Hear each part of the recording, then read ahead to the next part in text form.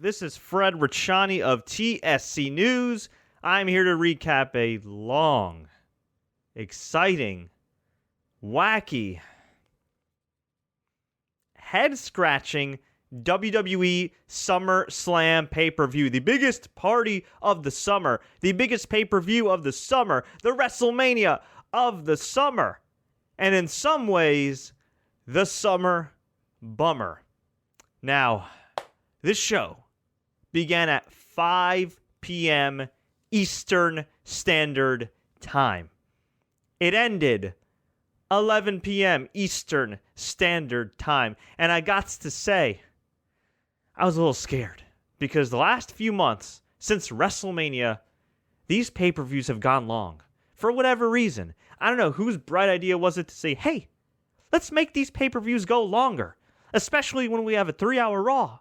And now a 2-hour SmackDown following Raw. It's preposterous. It's insane. It makes no sense. So, here I was, panicking. Freaking out. Because it was around 10:30 something that Roman Reigns and Rusev came out for the US title match. And I'm thinking, oh my God. Oh my God. Instead, they got into a schmaz. They got into a brawl. Roman Reigns took out Rusev again. If he is still considered a babyface in WWE's storyline universe, I don't know what to say. He's beating up Rusev every week. He's humiliated his wife. He's humiliated Lana. I mean, like, what the hell? Anyway, let's get my pal Scott Anderson on the line here. We'll put his brand new SummerSlam themed avatar with his lovely daughter Brooke as luchadors. And Scott, I know you were a little delayed. I was just doing my intro to the SummerSlam recap and talking about how this was just a ridiculously long show and how for a little while I was panicking because I thought, oh my God, this show's going to go until 11:30. You were trolling me saying, I told you so. It's going to go till 11:30.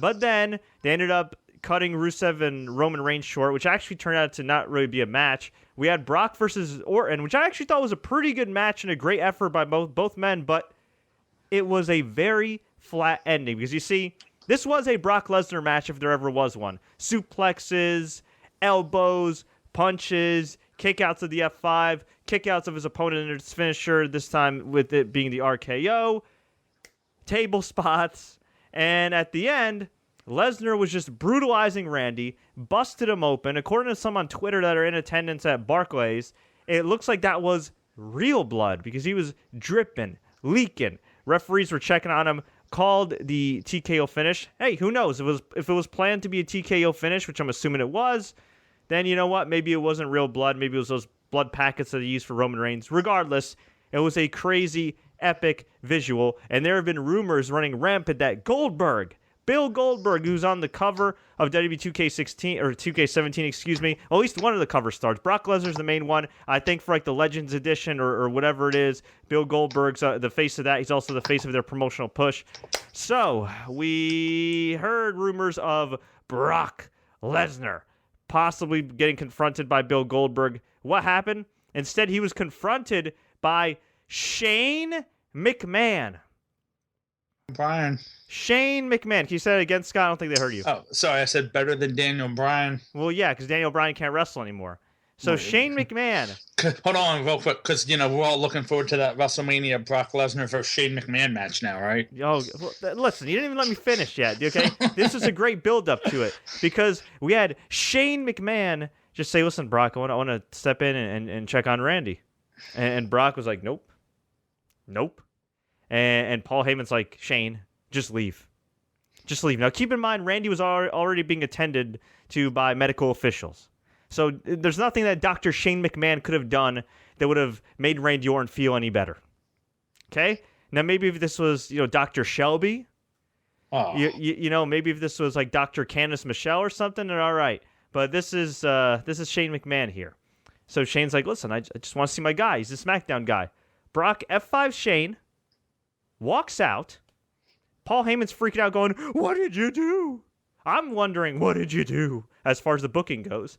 And Shane McMahon just picks himself up, holds his chest, and goes, and just starts shaking and looking at Brock. And he does not sell this for any longer than maybe a minute before he didn't fully get up. He's moving around. His eyes are blinking. Make sure they're wide open. And he's just staring down Brock Lesnar. So, Brock Lesnar once F5'd Michael Cole, who was out for at least a month. Brock Lesnar F5 Heath Slater, who had to be picked up with a spatula off the ring. Yet, Shane McMahon can somehow, some way, recover enough within 30 seconds to a minute of the F5 to at least lean up Undertaker style. Well, maybe not that dramatically, but poor man's Undertaker style, and stare down Brock Lesnar. And that was the end of the show. And the focal point was, yes, Brock Lesnar's dominance, Brock Lesnar's badassery, but it was also Shane McMahon staring down Brock Lesnar. When, look, if Goldberg wasn't going to return tonight, and frankly, I don't really want to see Goldberg versus Lesnar anyway, at least have somebody else confront Lesnar. Have it be Roman Reigns. Not that I'm a Roman Reigns fan of his babyface character, but, Roman Reigns went off on Rusev tonight. He destroyed Rusev. Whatever. Do that rematch. At least that match would be good. Do something. Set up a big angle. You got a Raw-only pay-per-view as well. Do something. Even Undertaker. Yeah. I mean, what about the Demon Kane? Okay, maybe Kane would have been flat. Big Show? Oh, God, no. They already did that match. Yeah, they already did Kane. Whatever. Whatever. I'm sorry for it. That was just a horrible ending. Yeah. I'm going to go on a little rant here, not to cut you off, but go ahead. Tired of the Brock Lesnar dominance, wins, bust people's ass, part of my language, and then just walks off. It's getting old. He did it to Cena, which was great because it was Cena, but then, last year with Undertaker, and they had a great match, but then Dean Ambrose, he destroyed, and Manpreet, he on the comments here, he said it best, why build this up for 2 months just to have that ending? I almost agree that maybe it wasn't totally set up that way. It was, in my opinion, it was bad. I'm sorry, but this is getting old with Brock Lesnar.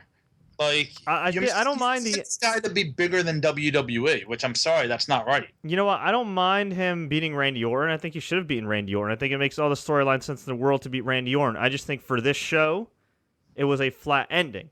And they should have set up a big angle. And, actually what I would have done is have a guy like Shinsuke Nakamura or Samoa Joe confront Brock Lesnar.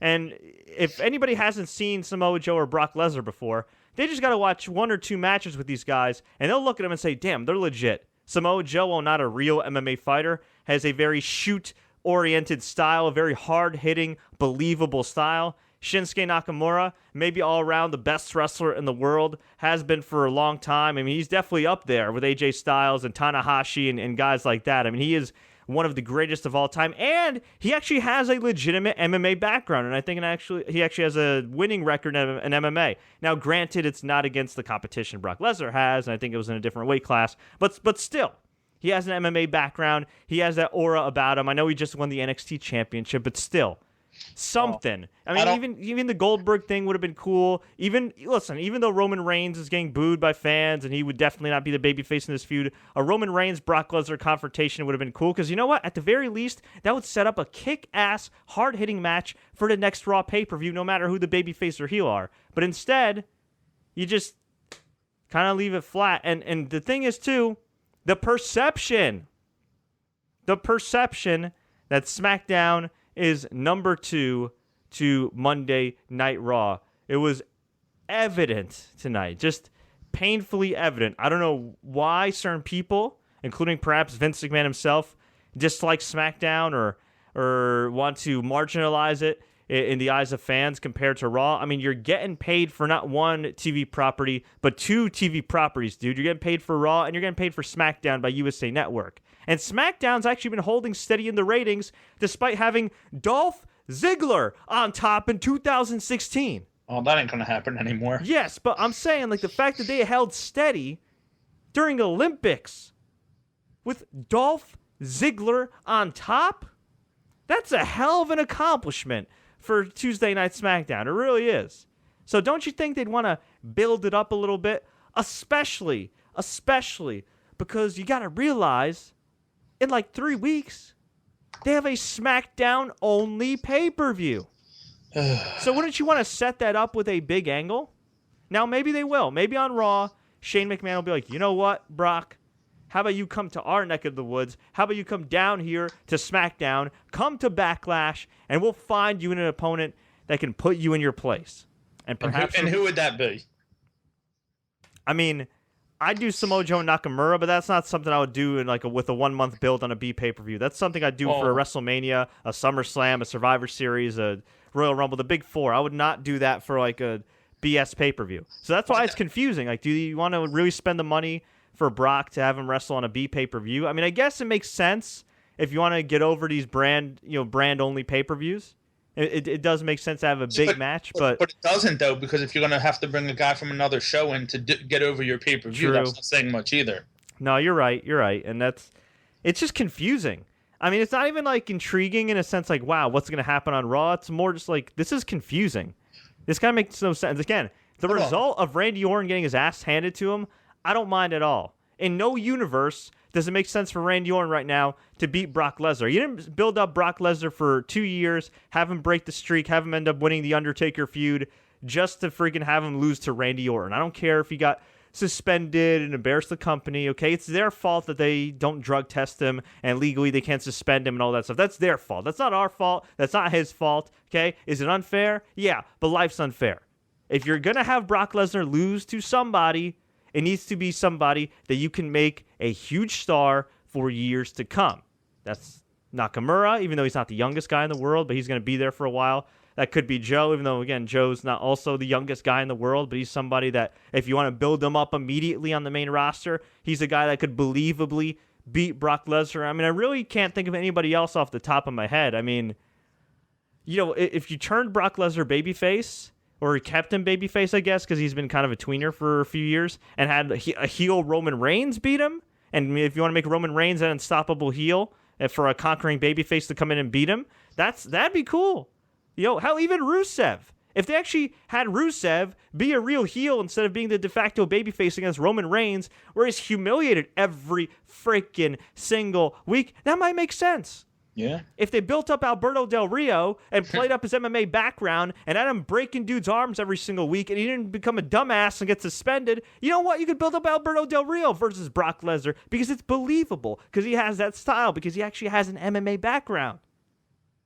So I don't know who they put him against. I mean, to me, the only logical opponents, like I said, besides, I mean, I hate to say Goldberg, because I would love to see Goldberg back. I just have no interest in that match as a longtime fan. But besides Goldberg, the only dudes that really make sense for Brock, in my opinion, and please, people, feel free to give me suggestions, are Nakamura and Samoa Joe down the road.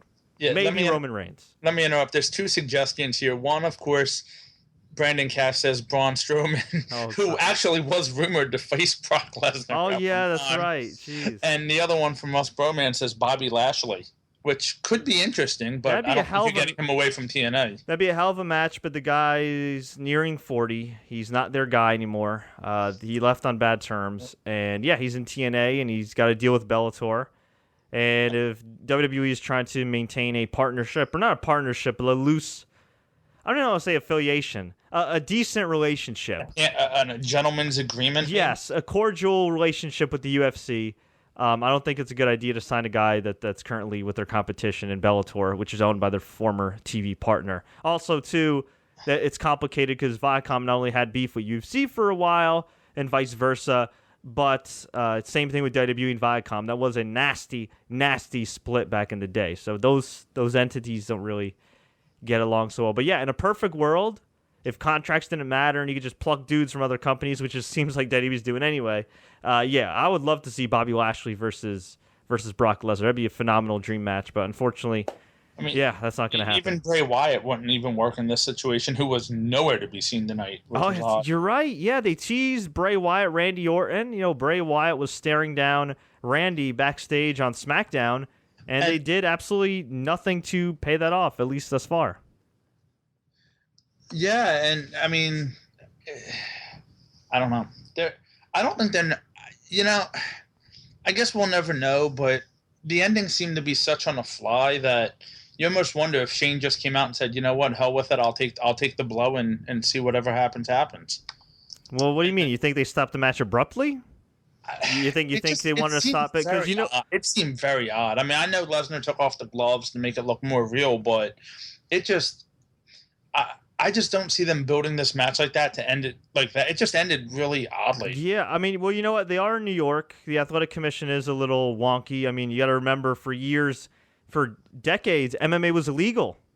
Well, and not only that, but look at the time it ended. It was like 11:08, which is just an odd time. It's after the top of the hour, and it's nowhere near the half hour.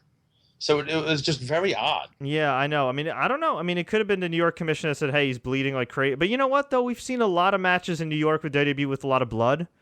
So that'd be weird unless they change something. Because I know there was an incident with an intergender match that was going on in New York. I think the night before or a couple nights before. I think with a gentleman by the name of Chris Levin, who was running a promotion and also officiates it. And there was some issues with Athletic Commission letting a woman wrestle and all this other crap. Apparently, it was complete BS on the commission's part. And you got to remember too, the New York Athletic Commission is the same commission that for years deemed, well, really it was the government, but still, the New York Athletic Commission allowed amateur MMA as long as fighters didn't get paid, and which did not require doctors or an ambulance to be on site. Yet pro MMA was illegal. Because that makes sense. Yeah, think about that. So, but I honestly think it was the ending. I think it just kind of was just. It was like a lot of things tonight. I think it was just weird. I think the feeling was weird, like throughout the building. The crowd was. I don't want to say the crowd was weird. I think the reactions were weird if you're just watching at home. And once the Cena AJ match ended, that was kind of it for the crowd. They were done. Yeah, it was. Well, dude, I was kind of done for a while. I mean, it was. Well, it was long. I don't know, like. Thinking about the ending, why not even have Foley come out and take the move, and that's enough. That's enough. You're hurting their guy, and you need to stop. Blah blah blah. Well, let me stop you there. Mick Foley can barely walk these days, so I don't think he can take an F5. Well, he did hit Vince McMahon with an F5 at one point. But Vince McMahon hasn't taken the bumps Mick Foley has taken. True.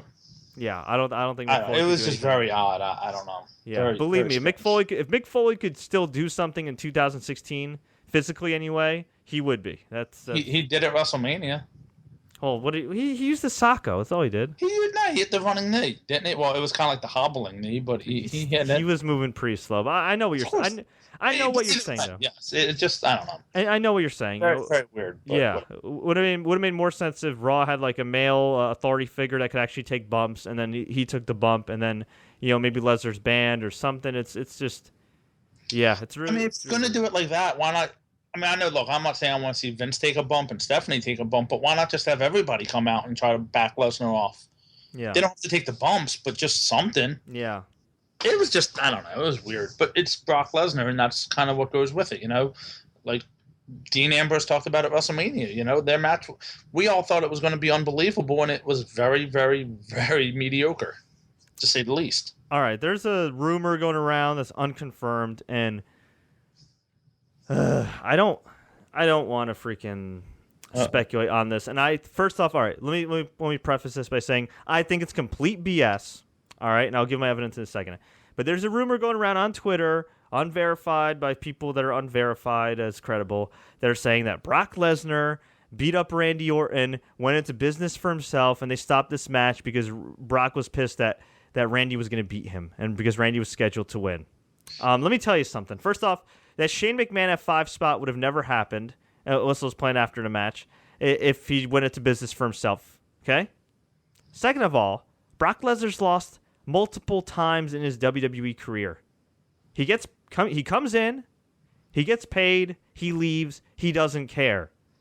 The only time he was quote-unquote difficult to work with was with Dean Ambrose, who, let's face it, Dean Ambrose for a while was being booked like a geek.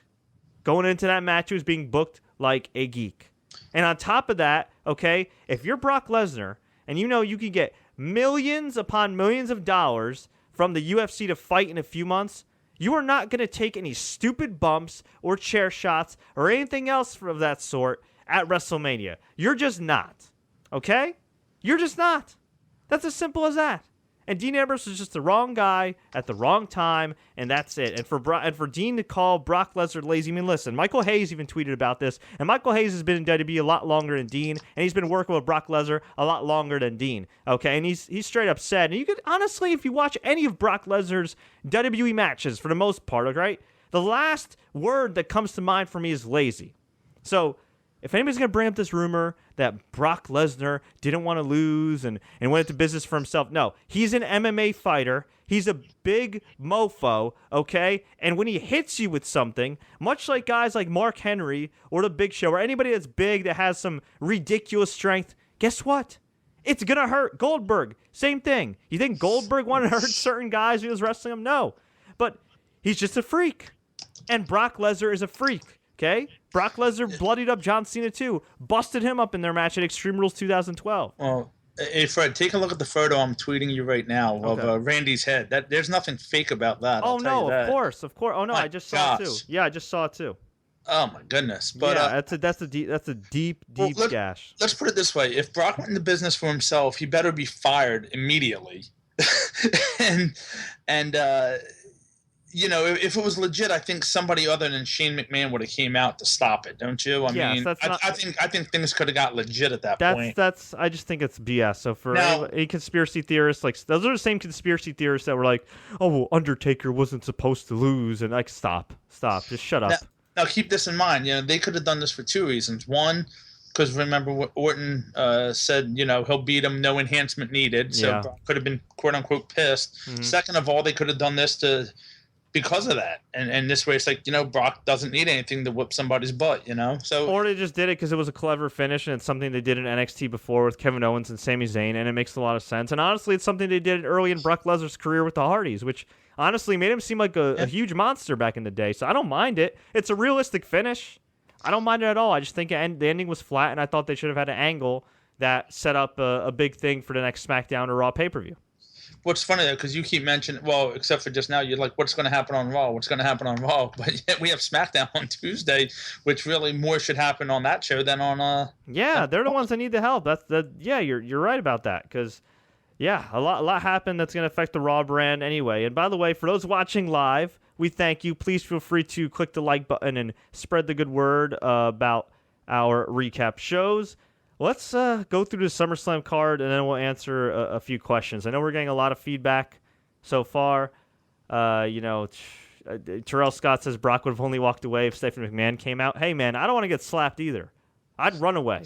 That slap would knock Brock out. Yeah. Caleb Harris says the only memorable match was Cena versus Styles. There were a few memorable matches. Doesn't mean all of them were good, but they were memorable. Oh, tonight? Yeah. Yeah.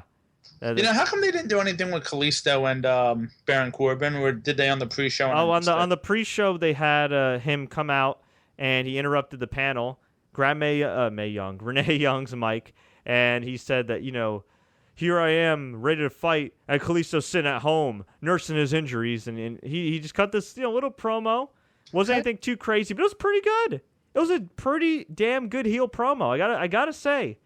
Baron Corbin was not boring Corbin tonight. He was hey, there you go. Baron Corbin versus Brock Lesnar. I mean, at this rate, that's all you have. Listen, I'd rather have Braun Strowman against Brock Lesnar. At least size-wise, that's believable. Gilbert? Anyway, whatever. Yeah. If any kids actually know what you're talking about, Scott. Yeah, well, anyway, let's get to the show. We'll recap the kickoff real quick and let's just go through this because I missed the kickoff. I got called into work for a little bit, so you're going to have to take it. You didn't miss much. All right. So we had American Alpha, the Usos, and Hype Bros once again beat Breezango, Ascension, and Vaudevillains. Why they had this match on SmackDown and then at SummerSlam with the same result, only with the Usos blind tagging American Alpha and getting the pin. I don't know. It was a decent showcase. Jason Jordan looked great. Chad Gable looked great. So that's all that matters. So you're setting up an Usos versus American Alpha feud? I'm fine with that. Usos are a good tag team, and American Alpha is awesome. Why not? Yeah. Okay, but that, yeah, Sami Zayn and Neville beat the Dudleys. Big shock. Yeah, this was okay. Was it the same finish that we've seen with the Dudleys where Devon hits Bubba by mistake? I'm not going to lie. I was mentally kind of checked out. Because for those that don't know, I'm also reviewing Madden NFL 17 on Xbox One, which will be released this Tuesday. And our review will drop Tuesday midnight, right about an hour after Raw ends, my review for Madden NFL 17 drops on youtube.com/TSC Gaming. Feel free to subscribe to my gaming channel. So I was a little busy. I had the WWE Network on in the background, and I was playing the new and improved franchise mode, which is freaking awesome. If you have EA access and you want to play Madden, play it. Or if you're planning on buying it, trust me, it's awesome. I play a lot of sports games. I've had a lot of fun. It allows you to actually play only offense or defense in franchise mode, or you can play the full game. So you can breeze through it. It's a lot of fun. But it was more fun than this match. Neville got the pin with the red arrow. It's kind of sad to see the Dudley Boys at this stage. I guess they're going to break them up or do something. I just feel bad because they are a legendary tag team. I don't put them at the level of the Road Warriors. I do think historically they are kind of overrated. Nothing against them. They've had great careers. I have a lot of respect for them. I don't put them at the level of the Hardys or Edge and Christian, or some other tag teams like the Rock and Roll Express or Road Warriors or whatever. You're saying that the Dudleys are not above the Rock and Roll Express and Edge and Christian? Well, Edge and Christian maybe, but come on. Rock and Roll Express were a legendary tag team. Oh, they were the first ever. They're the reason why I started watching wrestling. But come on, man, the Dudleys are probably one of the top 5 of all time. All right, but to put them on the level of the Road Warriors as far as influential, I don't know about that. And then you look at. Absolutely. And then you also look at like Edge and Christian. They were also great singles wrestlers, singles stars. They were, yes. And Matt and Jeff Hardy had great singles careers as well. And the Dudleys were doing pretty well in TNA, especially Bubba Ray as Bully Ray. But again, I just think they're a little. Again, they're still an all-time great tag team. I'm not arguing that. I'm just saying like, they're not. It's like when when people compared like Paul Pierce to Larry Bird. It's like Paul Pierce is definitely an all-time great NBA player, but he's not. Larry Bird. That's all I'm saying. Yeah, but I don't know. I think the Dudleys had a lot to do, and again, a lot of people don't know this because it's 15 years, almost 20 years ago now, but the Dudleys had a lot to do with ECW becoming what they were. True, but their WWE run, while it was great, it might not have been to that level. And, they also did, with the Hardys and Edge and Christian, TLC and all that. So it's hard to say that they're not on that level. If you're going to go 1A, I can give you that. But I don't want to go 1A. I don't know. Well, regardless, I think they're definitely one of the top 10 teams of all time. Maybe I'm overrating them. Maybe I'm underrating them. My point is, before I got on that little tangent, is that it's kind of sad to see them in this state because, to me, it makes your tag team division look bad. These are what are considered legends in your business. And you're just jobbing them out like this. And I'm not saying I want them to hold the tag titles for 6 months. I'm not saying I want them to be on TV every single week. But there's better ways to utilize these dudes. And if it's splitting them up, then just split them up. Maybe you should have given them like a honeymoon tag title run when they first came back. Just to kind of get over the fact that, hey, they're a legendary tag team, tell that story. You can give it to the New Age Outlaws, you give it to the Dudleys, all right? Yeah. Or you know what? If you're not going to use them the right way, rather than seeing this all-time great tag team be jobbers, how about you put them in NXT and have them work with some young talent and teach some of these guys how to work? You think the Authors of Pain couldn't learn from the Dudley Boys? Yeah, but they could use that right now on SmackDown, too. You look at some of them teams, like the True, but they're putting them in these clown matches, and Dan Foster confirms it was a miscommunication finish. Okay, it was. All right, so I guess they're breaking up. They could put them in matches, and we talked about that, and I know we're going to talk about NXT, but we talked about Bobby Roode being a good hand, and a good helper, which obviously they think more of him than that. But that's what the Dudleys could be to these tag teams, and they're just not doing it. They're like a goofball team, and it doesn't make sense. Yeah, it's kind of sad. Yeah, don't lose to Sin Cara and Jack Swagger on miscommunication. You're better than that. Yeah. Sheamus beat Cesaro in the first match of Best of 7. Like all their other matches, this was really good. It just, nothing against Sheamus at all. Again, I'll say it. I've said it before. I'll say it again. He's a damn good worker. He has great chemistry with Cesaro. It's a lot of fun watching these two dudes wrestle and beat the hell out of each other like two big hosses. But you have Cesaro, who is one of the best wrestlers in the world, with a clear connection to the crowd. A guy that has more of a connection to the crowd than Sheamus could ever dream of, among other people that WWE has tried to push over the years. And he is on the pre-show, losing to Sheamus. Well, he's going to lose 2 more matches and then win 4 in a row. Perhaps. Spoiler alert. Perhaps, but regardless, though, I mean, seriously. They don't think high enough for this guy. It's just that simple. I know, but it's unbelievable. I mean, the crowd's telling you, let's have this guy be a star. The crowd's telling you, put this guy in some big matches.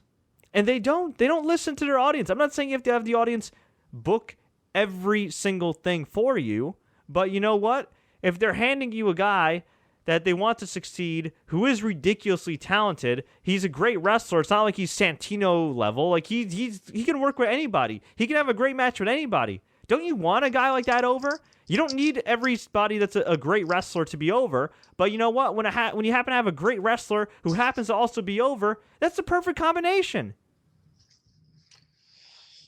It's stupid. We've talked about it before. I'm just going to move on because it's stupid. You know what? Real quick, you know what they should do with the Dudleys? They should team them up with Gallows and Anderson, and I'll let you think about that for a minute. Why?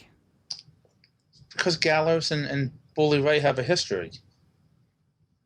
Aces and eights? Oh my god! Sorry, I just random thought. I apologize. Oh my god! Well, first off, I don't know if half the people watching this even remember Aces and Eights or even watch TNA. But what regard? Oh my god! It's been a long night. I apologize. Oh my god, dude! It's been a long night, and you bring up Aces and Eights. No, I just bring up Gallows. And oh my god, that was the worst stable of all time. Dudley's versus Gallows and Anderson feud. It could actually be kind of decent. No, it won't. All right, moving on. All right. So we got through the pre-show, and then it was Jericho and Enzo and Big Cass. Is that what they're calling them?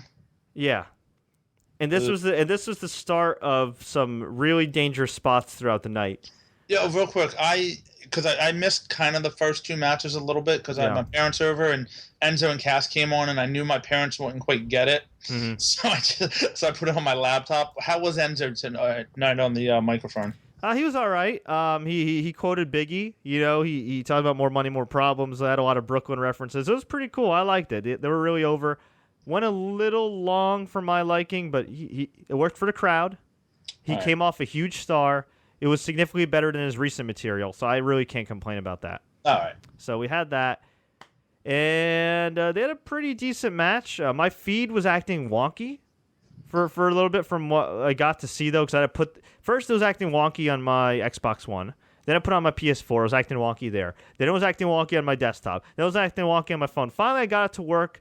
I saw Kevin Owens' antics where he took out Enzo and danced on the apron, kind of like how Enzo does. It was hilarious. And Jericho and KO got Enzo in a position after they took out Big Cass outside. Oh. They threw Enzo up, and Jericho gave him a code breaker. To his mouth. Yeah. I did catch that. That got the pin. It was ugly. I mean, the move looked great as far as effectiveness. Like, it looked like they killed Enzo. But the problem is they damn near killed Enzo. Because he flew up. Jericho only got, like, one of his knees. He could have snapped Enzo's neck. Now, look, stuff happens. You know, the Jericho and Kevin Owens are great workers. It just, stuff happens. You know what I mean?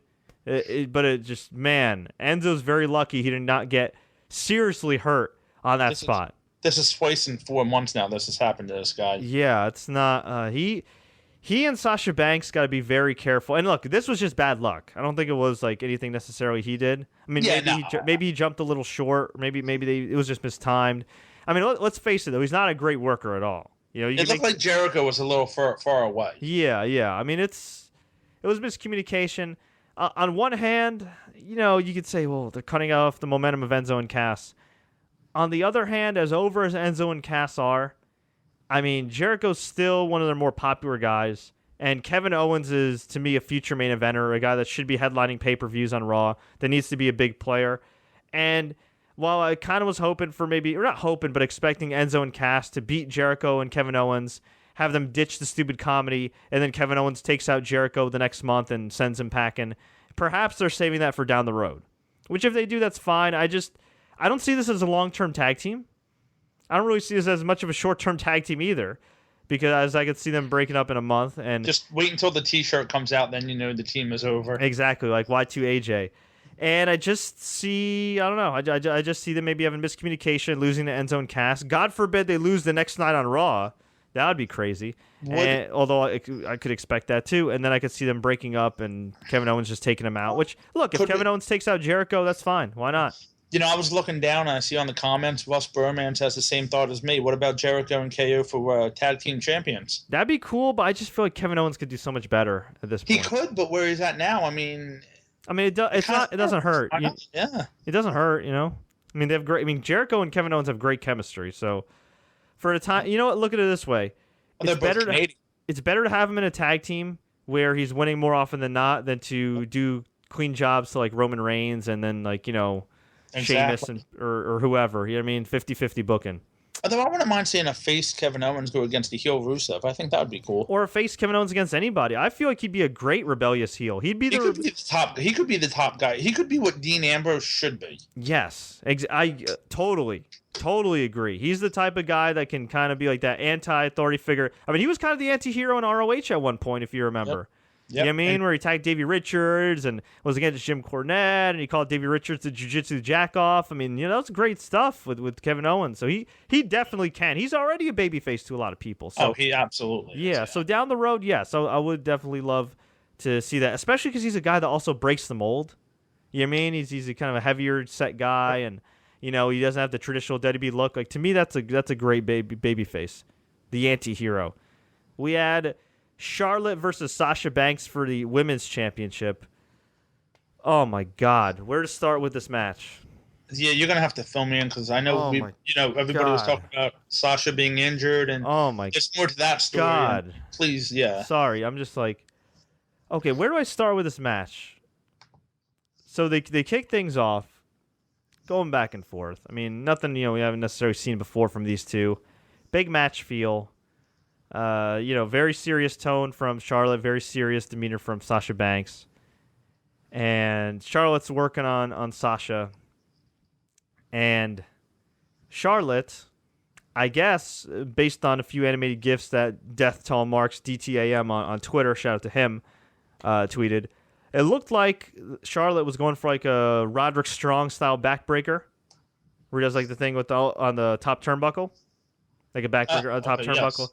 Yeah, but instead, Charlotte recklessly,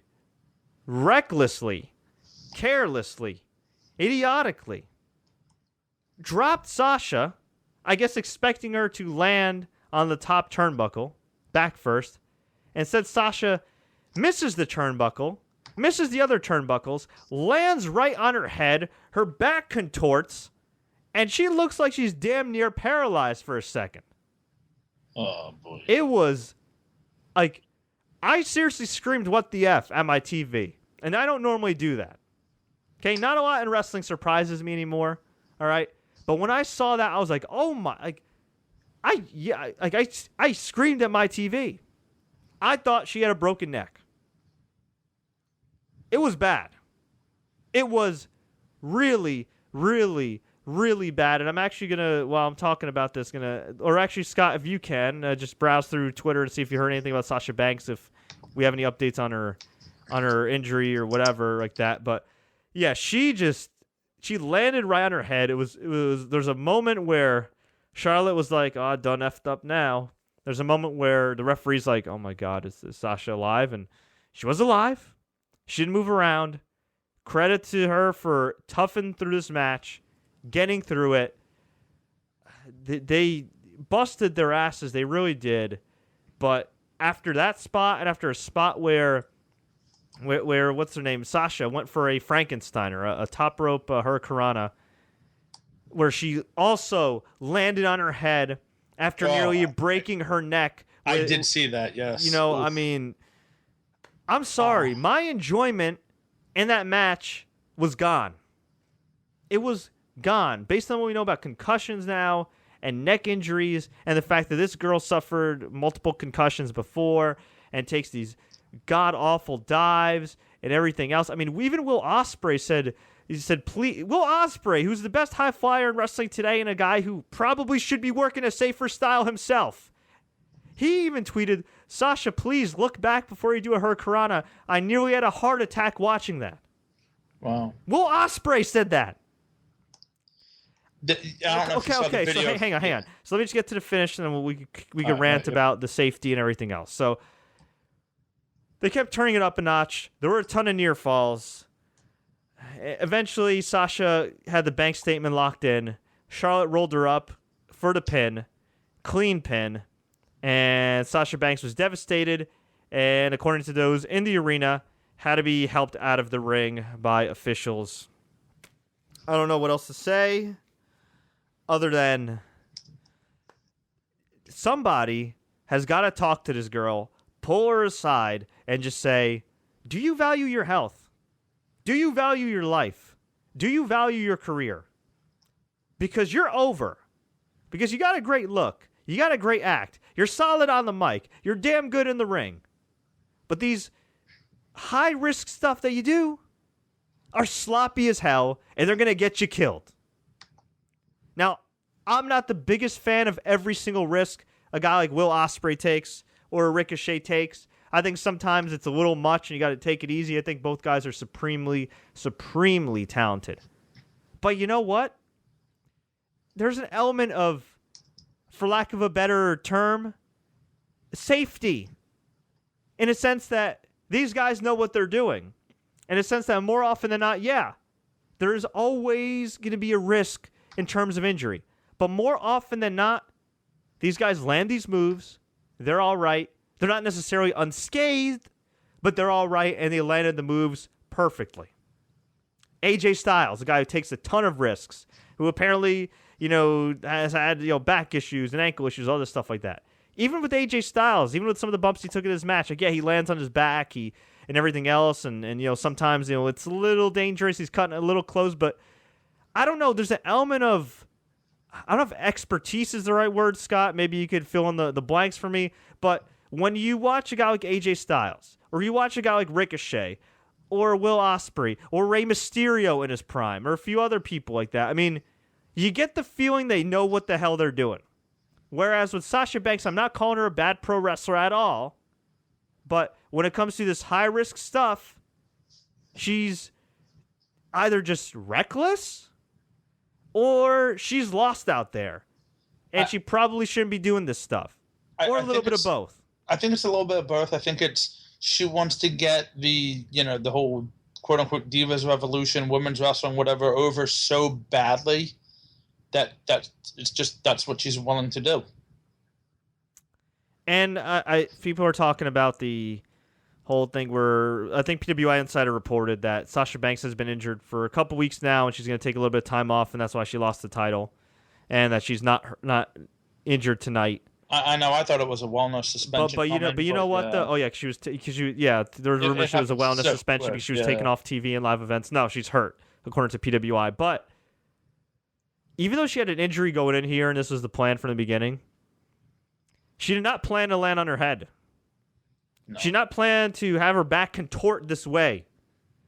So, whatever injury she had going in, you cannot tell me as a sane human being that remotely has any type of common sense whatsoever that you do not get further hurt, taking a bump like that. Well, I guess unless she does all the yoga in the world. And even then. I guess it's kind of like when you tear your MCL, the damage is done, so you can't do any more damage to it. I don't know. Yeah, but your neck is different. I agree. Your neck is different. No, can you imagine I first off, if she had a neck injury, she wouldn't even be in that match, so. No. Well, it's a shame. It's a shame because Vince, already dubbed her as injury prone, and yet those are rumors. Rumors, yes. And now look, she's injured again. So, the other injury was she's had some nagging injuries for a while, and then she had the freak concussion where the referee accidentally kneed her in the head a couple months back. Yeah. Unfortunately, this doesn't bode well for Bayley going to SmackDown. I'll tell you that much. Oh God, no, not at all. Not at She'll be all. on Raw now for sure. Not at all. And it just, I've said it before. You guys have heard me rant about this. Okay, this isn't a male-female thing. All right, this is just a common sense thing. If Sami Zayn was taking these big bumps where he's landing on his head and he's looking like he's going to die every single time he's going to do a dive, or looking like he's going to paralyze himself, okay, I'd be saying the same thing. All right? Now, if somebody pulled her backstage and she goes, well, if the guys can do it, I want to do it. Well, you know what? Show me you can take a dive that's safer than what you've done before. Okay? Show me that you can hit a Frankensteiner without nearly killing yourself. And again, I'm not totally blaming her. I mean, Charlotte, look, I know they're best friends in real life. I'm not hating. I know none of these girls intend on hurting one another, all right? Or any of the people in the locker room intend on hurting each other, all right? You know what I mean? At the end of the day, you want to have a match where you guys come out unscathed and everybody's okay and you can pat yourselves on the back and say, we had a hell of a match, all right? I know Charlotte didn't intend on hurting Sasha. I know Charlotte and Sasha care about each other very much, but that was that spot was irresponsible, okay? If you have to do it safely and you have to hold Sasha and then slam her back on the top turnbuckle, even if it doesn't look as impactful as you would want it to look, guess what? At least it's safe. At least it's safe. And Charlotte, a bigger woman, more muscular woman, bigger than Sasha, giving a backbreaker on the top turnbuckle on a little girl like Sasha Banks is believable. It's believable that would hurt. Yep. It's believable anything the bigger person hitting Sasha Banks. It's just more believable. You don't have to be reckless and just say, oh, I hope I drop her here, and then like, to me, it just killed the enjoyment of the match. It really did. They busted their asses. I have the utmost respect for them. Seriously, the utmost respect for them. It was a hell of a match. But come on. Somebody needs to protect these wrestlers from themselves and just pull them aside and say, listen, we know stuff happens. It's live TV. We know stuff happens, but you got to be more careful.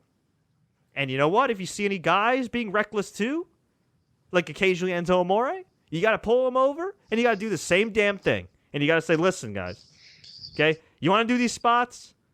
You want to get the big pops? You got to change up. You got to change it up. You got to be a little bit safer. Okay? It's like a coach. Sometimes a coach has to protect the player from themselves. And this is one of those times where the coach, the boss, whether it be Triple H or Vince or whoever, producer, has to pull them aside and say, listen, you got to be careful. If we get another Sasha Banks Charlotte match down the road and they have stupid spots like this again, or Charlotte hitting a moonsault on tiny Sasha Banks with Sasha expecting to catch her from the top rope to the floor, not the ring, by the way. Then whoever puts that match together needs to be, I don't want to say fired, but reprimanded, whatever. Go work at a Dairy Queen. I mean, seriously. Okay, and you wonder why some of these wrestlers get injured. Or you wonder why some of these wrestlers get suspended for wellness. Well, you know what? If they're taking all these risks and trying to get noticed, and nobody's producing them or advising them or stepping in and saying, hey, you know what? Maybe you don't have to do that. Well, guess what? They're going to get hurt. They're going to be banged up. And they're going to take stuff to feel better because they're on the road all the time. So, while it was a hell of a match, to me, it was a failure all around of the person that put the match together and the two people in the ring. In terms of safety. That's all I'm saying. That's all I'm saying. Okay? And while this is technically the golden era of women's wrestling as far as WWE goes and all that stuff like that, and I know it was a different era when Trish Stratus was getting over and she also had model looks and became a damn good pro wrestler herself, but Scott, do you remember any time when Trish Stratus had to take crazy bumps like that? Nope. Well, maybe a couple of her matches with Lita had a couple good bumps. I wouldn't say crazy, but exactly. Good bumps. Exactly. Yeah. And if she did take big bumps, did she take them in every single match? No, but I'll say this too. Trish and Lita, yes, Trish is smaller, but they were sized up pretty good. Charlotte isn't a big girl by any stretch, but Sasha's tiny. And it doesn't always gel well. It just that's the issue. You want to let Bayley do the moonsault off the top rope onto the floor, fine. But Charlotte's a little bit bigger, and like I said, she ain't big, but look at Sasha. You know, she's like, no, what, she is big. She's muscular. She's built. Right. She's a bit. I mean, Sasha's what, 5'1", 102 pounds. I don't know. I don't know what Sasha's official weight and measurements are. Maybe Wikipedia has that. But yeah, but you know regardless, what I mean? it's like okay. She's 5'5". She's 5'5", and she's got to be like I don't know what her weight is. It doesn't say her weight on here, but 100 build weight's allegedly 114 pounds. Not a chance. Regardless, she's tiny. She shouldn't be taking those kind of bumps. And I mean, most people shouldn't be taking those kind of bumps. Let's face it. Just be responsible when you're in there, man. Be responsible. You have a responsibility to yourself. You have a responsibility with your opponent. You know, people get on Bret Hart a lot for being bitter and complaining a lot. And let's be frank, he does complain a whole lot. And unfortunately, these days come off very bitter. But if there's one thing that you should listen to in regards to Bret Hart, it is safety. Because there's not a lot of people that Bret Hart injured in his career. Probably 1 to 2, perhaps 0. A lot of people can learn from that. And people talk about Shawn Michaels and want to be like Shawn Michaels. Watch a lot of Shawn Michaels matches. A lot of his bumps were actually pretty safe, especially by today's standards. All right, that's enough of that. You guys heard my rant on Raw. You guys heard my rant here. I'm over this. I don't know. It pisses me off. I don't want to see people get hurt. All right, I've seen too many people get hurt. You got friends that are wrestlers. We just saw Daniel Bryan have to retire at a young age. You know, we've seen Nigel McGuinness have to retire. You know, it's not just because Daniel Bryan's moved on and, well, not really moved on, but, you know, career-wise had to move on and general manager of SmackDown and all this other stuff. Doesn't mean his life is great. I mean, he's lived a blessed life, but it's still kind of a travesty that he ended his career at 34. It's still sad. Well, he said he basically had a breakdown after he had to retire. So. I mean, you know, it's still sad. It's a part of his life that he's never going to get back. You know, I don't want that to happen to her. That's all, you know? We had Miz retain the Intercontinental title against Apollo Crews. This match went only 6 minutes. Weird, abrupt ending. Apollo Crews went for some type of, I guess, like a splash in the corner. Miz moved out of the way, threw Apollo into the steel pole. They had like a bigger pole than usual, like some type of like big contraption with. Yeah, it looked like pyro, right? Or like like LEDs or something. Well, it had the LEDs, but the tops had like caps on them, like you'd almost see. I don't want to say cane pyro, but cane pyro. Yeah, so he ran into that. Miz hit the skull crushing finale. I don't really mind Apollo Crews losing if it's a way to kind of build him up and say, hey, this young upstart suffered his first setback. But the fact that he had it against the Miz, who I think is a great act, I just don't think he should be Intercontinental Champion. Yeah, I don't know. Not really feeling that one too much. But who knows? Maybe they want to make him the new Honky Tonk Man. Which, based on their other ideas, may not necessarily be the worst idea in the world either. I didn't realize that match, it was 5 minutes, 45 seconds. It was the shortest match of the whole show, including the pre-show. Wow. Yeah. Wow. We had AJ Styles versus John Cena. This was a phenomenal match, no pun intended. It's also a match that you could argue was kind of misplaced, overbooked, misplaced, a little much. I mean, these guys did everything. The quarter friend Brian Alvarez, who's been on this show before, they had more kickouts in this match, more near falls in this match than the McGregor DS2 fight had significant strikes. This was nuts. John Cena hit a code red. AJ had hit a phenomenal forearm. Styles clash. AA.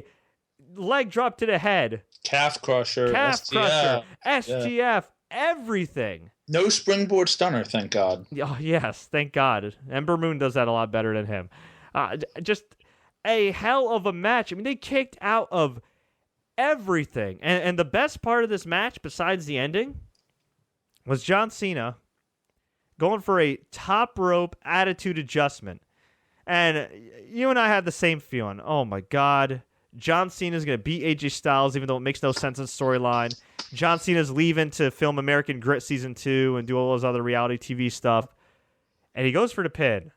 1, 2. We all thought it was coming. And AJ Styles kicked out. And Cena did an incredible job of selling his shock. Just sat in the corner, watched AJ slowly get up, And he's going, what the hell do I have to do to beat this guy? And then, you think, all right, well, in typical John Cena fashion, he's going to just pick him up, hit the AA, and pin him. Because that's what I thought was coming. But he didn't. Instead, he got AJ up for the AA. AJ hit him with some elbows, some Bryan Danielson old school ROH style elbows. He got the Styles Clash, hit it, did not go for the pin, took off his pad, went to hit the phenomenal forearm. Cena's getting slowly up. I'm thinking, all right, Cena's got to catch him for the AA or something, right? He hits the phenomenal forearm. He goes for the cover. He hooks the leg, and the referee goes, 1, 2, 3. The crowd goes nuts. I'm losing my mind at home. You're texting me. My friend Candace is blowing up my phone. My buddy Ben's blowing up my phone. Everybody's blowing up my phone. They cannot believe it. It's like an Xbox achievement or a trophy with PS4 where you're playing a game and you get to a certain point and it's like achievement unlocked. Torch passed. John Cena put over AJ Styles clean in the middle of the ring. Well, since 2011, he's put over everybody clean in the middle of the ring, but I know what you're saying. Well, no, it's not. Well, no, I mean... Last year, Jon Stewart helped, but yeah. Yeah, last year... Well, yeah, the last time he really put somebody over clean was Daniel Bryan in 2013, and unfortunately that was negated because of a stupid cash-in by Randy Orton. And then even in 2011, when CM Punk beat him, there was controversy because like his foot was like underneath the rope or something. This was just no controversy, no Bullet Club, no nothing. This was an incredible match. And all I could think was, how in God's name is anyone going to follow that? And 2, why the hell was this not the world title match on SmackDown? I don't mean to interrupt. I got the replay of SummerSlam on. I just saw that horrible Charlotte and Sasha spot, and I just want to say, what the what? Because that's, my God. Yeah. What the? I hate to say this, but what the hell were they thinking? What was Charlotte thinking? Just dropping her like that. Like, Sasha didn't try to catch herself on the ropes. Nothing. What the? Oh my God.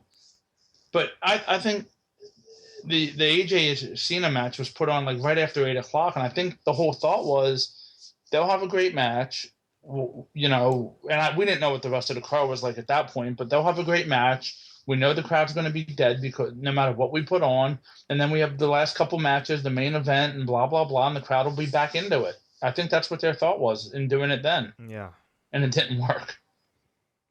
It did not work. It was just, that was a great match. It was. Great match. I mean, that was, wow. That might be better than Nakamura and Sami Zayn in NXT. It might be. I think it so. It was very close. I mean, just what it accomplished, It was just, it was incredible. Well, and then the ending actually is what really, when Cena's in the ring and takes off his armband and leaves it in the ring, and crowd gives him some respect. I mean, you have to give that guy respect, Say what you want about him and this and that and the other thing. You're not the biggest fan of his character, but that guy, he leaves it in the ring. Minor complaint. Only a minor complaint. I thought he could have put a little more torque in those couple of STFs he locked in. That's the only thing. But you know what? After seeing Sasha Banks literally kill herself, you know what? I'm fine with Cena keeping it safe in that sense. Yeah, that is true. Oh, man. That was just, one hell of a match. Hell of a match. Nothing but respect for both men. You got to believe that AJ's next in line for the title and that he should just get the title. Well, you would think, but not to get ahead of ourselves, but Dean Ambrose cut possibly a very heelish promo that I did retweet out that when we get a chance we can all listen to and watch. But interesting. We'll see what happens. Yeah, I was not really... Well, actually, I missed that promo, but I heard about it. Yeah. Yeah, we had Gallows and Anderson take on the New Day. Jon Stewart became an honorary member of the New Day. He got booed in New York City. I was kind of surprised by this. Well, after what happened last year, I think everybody was kind of assuming Oh yeah, who's going to interfere and everything. Yeah. I don't mind him though. I mean, I like, you know what, Jon Stewart will look very different. You know, he seems like a guy that's definitely like semi-retired. You know what I mean? Kind of just Yeah, doing his thing. even the promo, he was just kind of like going through it. Although the funny part of his promo was he learned when he gets beat up to have his shirt tucked in, which I thought was kind of cool. Yeah, although he definitely looked like he lost some weight. He looked very skinny. Yeah, he did. Very skinny, but he introduced the New Day. They had a match with Gallows and Anderson. It was very hard for fans to care about this match. And at the end, they teased putting Jon Stewart's crotch into the pole and giving him. Well, they did have a little cup for him, by the way. Doctor had. Yeah, I'm just gonna call him Doctor. Why not? Yeah, they both had him there. They were ready to crush his testicular fortitude. And then Big E ran out, came in like a house of fire, took them both out. It was a disqualification, but crowd was happy to see Big E back. He was dancing and shaking his hips and doing all that. And I thought to myself, that brief moment of intensity that we saw from Big E makes me wonder, why the hell is this guy not a top guy? Yeah, but then when he drank the pickle juice, you kind of figured out why. Well, that's because they booked him that way. But I'm saying, how many years ago? I mean, you've been listening to my show for a while, long before we started doing shows together. I mean, don't you remember us going back and forth talking about how like Big E could be a big star one day and maybe be like the new John Cena or a guy that could be one of those like top main eventers? I mean, he's always had the goods. I think he's always had the look. From the moment he got onto the main roster, he was significantly better for his experience level than he should have been. Well, it's funny because him and Apollo Crews are kind of similar as far as these big muscle guys who are very athletic. Yeah. And it almost seems like they want to give Crews that spot over Big E. But yeah, Big E ran out like a house of fire and just basically ran over Carl Anderson. Well, I don't know if they're giving Apollo Crews the Big E spot. Big E and Apollo Crews. Big E and Apollo Crews both kind of, I think had innocuous starts to their WWE main roster careers. I mean, Big E, he was kind of like the lackey for Dolph Ziggler for a while. Didn't really talk.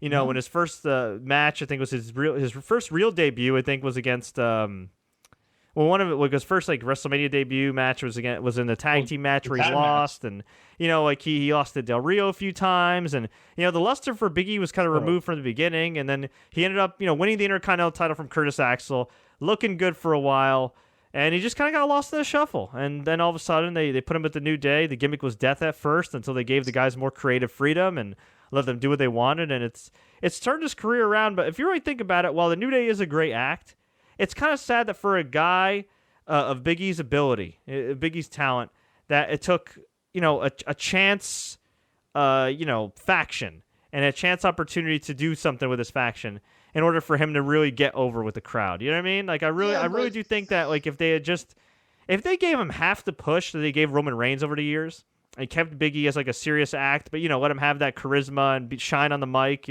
maybe do the 5 count like he used to do in the early days of NXT. I really do think he would have gotten over. I mean, we even saw him in a few main events, if you remember, with like CM Punk and John Cena a few years ago, and they just kind of soured on him. I hope it doesn't happen with Apollo Crews. Apollo Crews is a guy that's come in, not really had a lot of big matches, not really said much. He is super freaky athletic, although he's definitely got more experience than Big E when Big E first came in, because Apollo Crews I think worked for Evolve and Dragon Gate and all that stuff. So he's definitely a better worker coming in than when Big E was. But yeah, I mean, I have a feeling that that Apollo is one of those guys, kind of like Big E in the early days, where he gets a nice little push, he even gets to rub shoulders with some main eventers. And then, might get lost in the shuffle. And I hope that doesn't happen. But, it seems like it right now because it doesn't seem like they really had a plan with him when they first brought him up from NXT. No, I agree. I think they just brought him up and it's kind of like, all right, now what do we do? Yeah, exactly. So, yeah, it was a DQ finish. So this feud will probably continue. Probably. That Backlash, yeah. Dean Ambrose. No, Backlash is a SmackDown pay-per-view. Oh, I'm sorry. You're right. Yeah. So I think it was Clash of Champions, yeah. We had Dolph Ziggler take on Dean Ambrose for the WWE Championship. This was by far the most disappointing match of the night, and one that I could not figure out what was exactly wrong with this match. Something was missing, yeah. Something, I mean... Okay, let's go through this match. Dean Ambrose essentially out-wrestled the wrestler Dolph Ziggler. Doing all kinds of different moves. butterfly suplex, taking him out, just throwing the kitchen sink at the guy. I mean, really, Dean Ambrose had his working shoes on. But the crowd wasn't reacting. The crowd did not care. There was some boos for him, actually, at one point. I think the crowd was tired. Yes. I know they were tired. I also think that whatever promo Dean Ambrose cut that I missed that you said that was shown backstage. Well, it was after the match. Oh, was it after a match? Yeah, okay. It was after the match. And I don't want to give away the spoiler to the match, but yeah. Okay. Oh, sorry. Okay. Yeah. So, I don't know. It was weird because I went to, MSG a few months back, and Dean Ambrose is pretty over. And he's a guy that's one of the more popular guys, one of the better merchandise sellers in the company. I think the crowd was just tired. And on top of that, you had Dolph Ziggler as the challenger. And I had a lot of flack. How could you say this about Dolph Ziggler? Dolph Ziggler is a great wrestler, and blah, blah, blah, and this and that, and this. And look, I've liked Dolph Ziggler for a long time. I think the guy should have definitely have gotten a better shake throughout his career. I really do. I think when he really got over in 2013 with that title win, they should have really tried to get behind him. But that ship has sailed. Timing is everything. Wade Barrett's another guy who I was a big fan of. But you got to a point with Wade Barrett where you can repackage him a million times, but at the end of the day, if the fans see him as a loser, as a geek, as a guy that's not main event worthy, you're not going to do anything to convince fans that he's main event worthy. And Dolph Ziggler, he was shining the last few weeks on SmackDown. I wasn't a fan of this matchup, but I said, you know what? He's doing all right on the mic. Okay? He's screaming a little too much. He's being a little whiny. But you know what? He's doing all right. This is going to set up something big. So what did they do? They have an all right match with virtually no heat. The crowd, I guess they were booing Ambrose, but they weren't even really cheering Ziggler. And you got to keep in mind, like, New York, New Jersey traditionally loved Ziggler. I mean, loved him. Now, granted, this is in East Rutherford, New Jersey, where they used to have the Izod Center, which is now closed down. Okay, this is Brooklyn, New York, but still, you're getting a lot of people from my neck of the woods in Jersey. You're getting a lot of people from the UK. You got a lot of hardcore fans that used to love Dolph Ziggler. But you get to the point where it's just so hard to give a crap about a guy that's been beaten so many damn times. And you know what? I don't even necessarily mind that Dolph Ziggler. I didn't mind. Okay, past tense. That Dolph Ziggler storyline going into the SummerSlam, it kind of grew on me. But I just thought, you know what? If you were going to do this, it would have been better to build up Dolph Ziggler over the course of 6 months as opposed to 4 to 6 weeks. Because, you're just fast forwarding. You're being, I don't want to say lazy, but, you're just fast tracking it rather than letting it kind of build up organically. You know what I mean? A guy like Mark Henry, who was a perennial mid-carder, a perennial bust in the eyes of many in 2011, he got on track because over the course of months, they built him up with short, effective matches and angles that got over the fact that this dude is the leader of the Hall of Pain. So when he won the world title, it wasn't, oh my God, Mark Henry won the world title. It was, holy crap, you damn right, that guy's legit. And the SmackDown ratings back then, when Mark Henry was champion, were actually halfway decent. So you have Dolph Ziggler, a guy who has been beaten like a drum, who prior to getting drafted to SmackDown, lost a feud to Baron Corbin and his wrinkly belly button and receding hairline. Baron Corbin.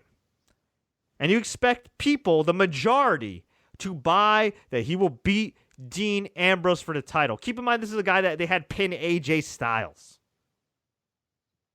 So, okay, match has no heat. It's not clicking for whatever reason. Dean Ambrose is being very aggressive. Dean Ambrose is taunting Dolph Ziggler. Openly taunting Dolph Ziggler. All right, he's trying to get some heat. You got a little bit of heat, if you want to even call it heat. So what happens? We get to the ending, and keep in mind, I was like a lot of people, I was just mentally checked out by this point because this match had no heat. It was so bizarre. It was just a tough match to watch.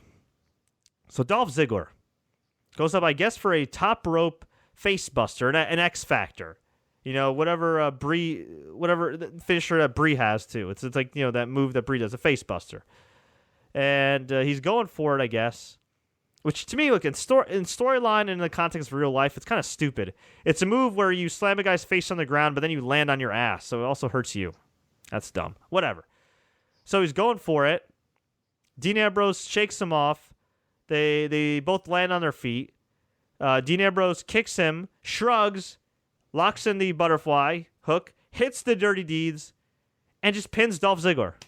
Yep. That was it. This whole talk of when you dig down deep, and you're trying to find the one move to put me away, and then you eat a super kick. Did Dolph even throw a super kick in this match? Did he even land one? I know he hit the zigzag, which Ambrose kicked out of. I think Ambrose tried to hit one. Yeah, he was mocking him and hit the super kick, but he was actually more mocking Shawn Michaels, but yeah. Yeah. But no, the promo afterwards, basically, Dean said something to the effect of, I'm WWE champion, and there's 2 things you can do about it, like it and nothing. So, kind of, yeah, well, whatever. Man, I felt really bad for both guys. I felt bad for Dean Ambrose because he's been a damn good champion. I felt bad for Dolph Ziggler because here he is, like, look, say what you want about the guy, if you think he's overrated, if he's underrated, whatever. Look, by the context of today's WWE, when you got guys like AJ Styles and Shinsuke Nakamura and Samoa Joe and Austin Aries on the roster, yeah, you could say that, trying to claim that Dolph Ziggler is one of the best in the company nowadays is kind of crazy. When you have those caliber of dudes, or Seth Rollins on top, right? Or, any of those guys. But at the end of the day, there was a point in time, a couple-year period, where this guy really could have broken out and been a huge star. Or one of the bigger stars that WWE had. And unfortunately, that ship just sailed. And it just sailed. And I feel really bad for him, because this was a big match for him. He wanted to prove to people that he could get over and he could do his thing. And, I think, on one hand, I don't think the match clicked. On the other hand, you could say the crowd. And third, it was just, I don't know. I think maybe it was just the wrong time. Bad spot. Spot, combination of everything. And that's it for Ziggler. I mean, where does he go from here? He's got to turn heel, right? He has to turn heel. There's no coming back from this. After the kind of promo he cut on SmackDown, and then for him to lose, like, let's face it, I know that Dirty Deeds is Dean Ambrose's finisher, but to lose to one Dirty Deeds, just like right before being mocked. I suppose they could do like a triple threat with Bray Wyatt at the next pay-per-view, but I don't know how. Just give the damn belt to AJ Styles. That's it. Just give the belt to AJ Styles. Yeah, but then you have nobody for him to go against. Just give the belt to AJ Styles. Have AJ Styles have great matches with a bunch of people. Have AJ Styles beat everybody. Have John Cena come back at like Royal Rumble or whatever. And tease this being like the 16th world title for John Cena. Have him win. Make it a big ceremony. Blah, blah, blah. And then you can have John Cena at WrestleMania put over somebody big, like, I don't know, Nakamura, Kevin Owens, whatever. Somebody that's like a star that's on the rise. Nakamura, Kevin Owens, whoever. Speaking of AJ, we forgot to mention there was an interesting backstage promo, vignette promo, whatever, with Gallows and Anderson talking about their upcoming tag match. AJ walks in and they're doing their thing, a little reunion there, and camera pans out, and who's right next to him? Happened to be Finn Balor. And they did the too sweet, and Finn Balor just walked away. Kind of smiled and walked away. Yep. Yeah. So kind of interesting. Promo was obviously well pre-taped because he was not the demon, and it takes like 7 hours for him to do his makeup. So whatever. Yeah. So we had the women's tag match, which actually featured Ava Marie's entrance. Where that was great. They were going to introduce her, and they said Ava Marie is currently recuperating and. On vacation from exhaustion, which is hilarious because she's really suspended. Honestly, it would have been better if it just said she's suspended, but whatever. Who does that voice? The entrance for her? I don't know, but it's great. Yeah, it's great. This match went almost as long as the WWE World Title match. Oh my God, it did. Yeah, that's right. It went 11 minutes. So Nikki Bella came out. She was the mystery partner for Alexa Bliss and Natalya. She looked great, and she was the best part of this match. John Cena wins. Yeah. He definitely wins in more ways than one. And Yeah, she was great. She was awesome in this match. I really enjoyed her. I think it was a little weird for her to be heel because I think some fans wanted to cheer her. Well, they did at first. They did at first, but I think the crowd just turned on this match because it went way too long. It did. And Nikki Bella ended up getting the win, pinning Carmella. Now, some people are going to say, well, Fred, how the hell did Carmella get booed in New York? She's from New York. She said she's from Staten Island. I'm going to say it. I'm going to say it again. And this is nothing against people from Staten Island because I got a number of friends from Staten Island. It's not too far from me. It's about a little less than an hour from me. Okay, I'm just stating the facts here. Nothing against the good people of Staten Island. There's really no reason to go to Staten Island if you live in New Jersey unless you're from there or have family. Well, if you have to go to the Verrazano Bridge, I guess you have to go to Staten Island. Yes. Okay. Yeah, look, Staten Island is like the redheaded stepchild of the 5 boroughs. For anybody, essentially. I'm not saying really it's fair. I'm not saying it's actually I like redheads. I'm not saying it's Although, look, I'll say this: it's the Heath Slater of the 5 boroughs. Okay, that's mean. Okay, it has the least street cred. All right, it's really it's like Queens has Nas, Brooklyn has Notorious B.I.G. Manhattan's Manhattan. Manhattan's Manhattan. You know what I mean? And Bronx has J-Lo. Bronx has J-Lo and Fat Joe. Fat Joe. And Staten Island has like Perth Amboy, New Jersey. Yeah, Staten Island has. Yeah, what does Staten Island have? Hoboken. So what you know what I mean? You know what Staten Island has? And look, it's a great. I love this show, but they have the Impractical Jokers. All right, they have that. Okay, but Impractical Jokers compared to the Notorious B.I.G., it's not even fair. I didn't say it was. It's not even fair. So for her to come out and be like, I'm the princess of Staten Island. They didn't give her the mic tonight on purpose. Nobody cares about Staten Island that's not from New York, New Jersey. And nobody within New Jersey and New York City cares about Staten Island unless you're from Staten Island. So for people that keep saying, well, why are they not popping? She's from New York. She's from Staten Island. That doesn't count. I'm more New York than Carmella.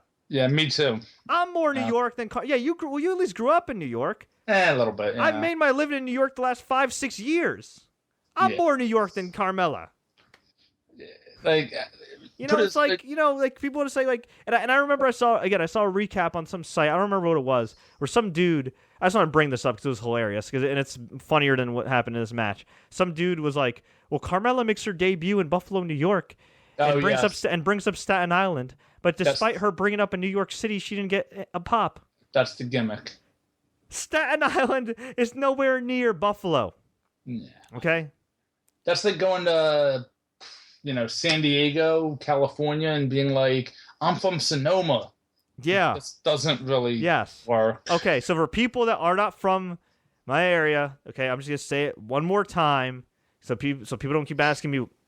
Why is she not getting a pop? Besides the fact that the gimmick is death as a babyface. Why is she not getting a pop? She said she's from New York. Isn't New York supposed to be cool? It's Staten Island. It's not that cool.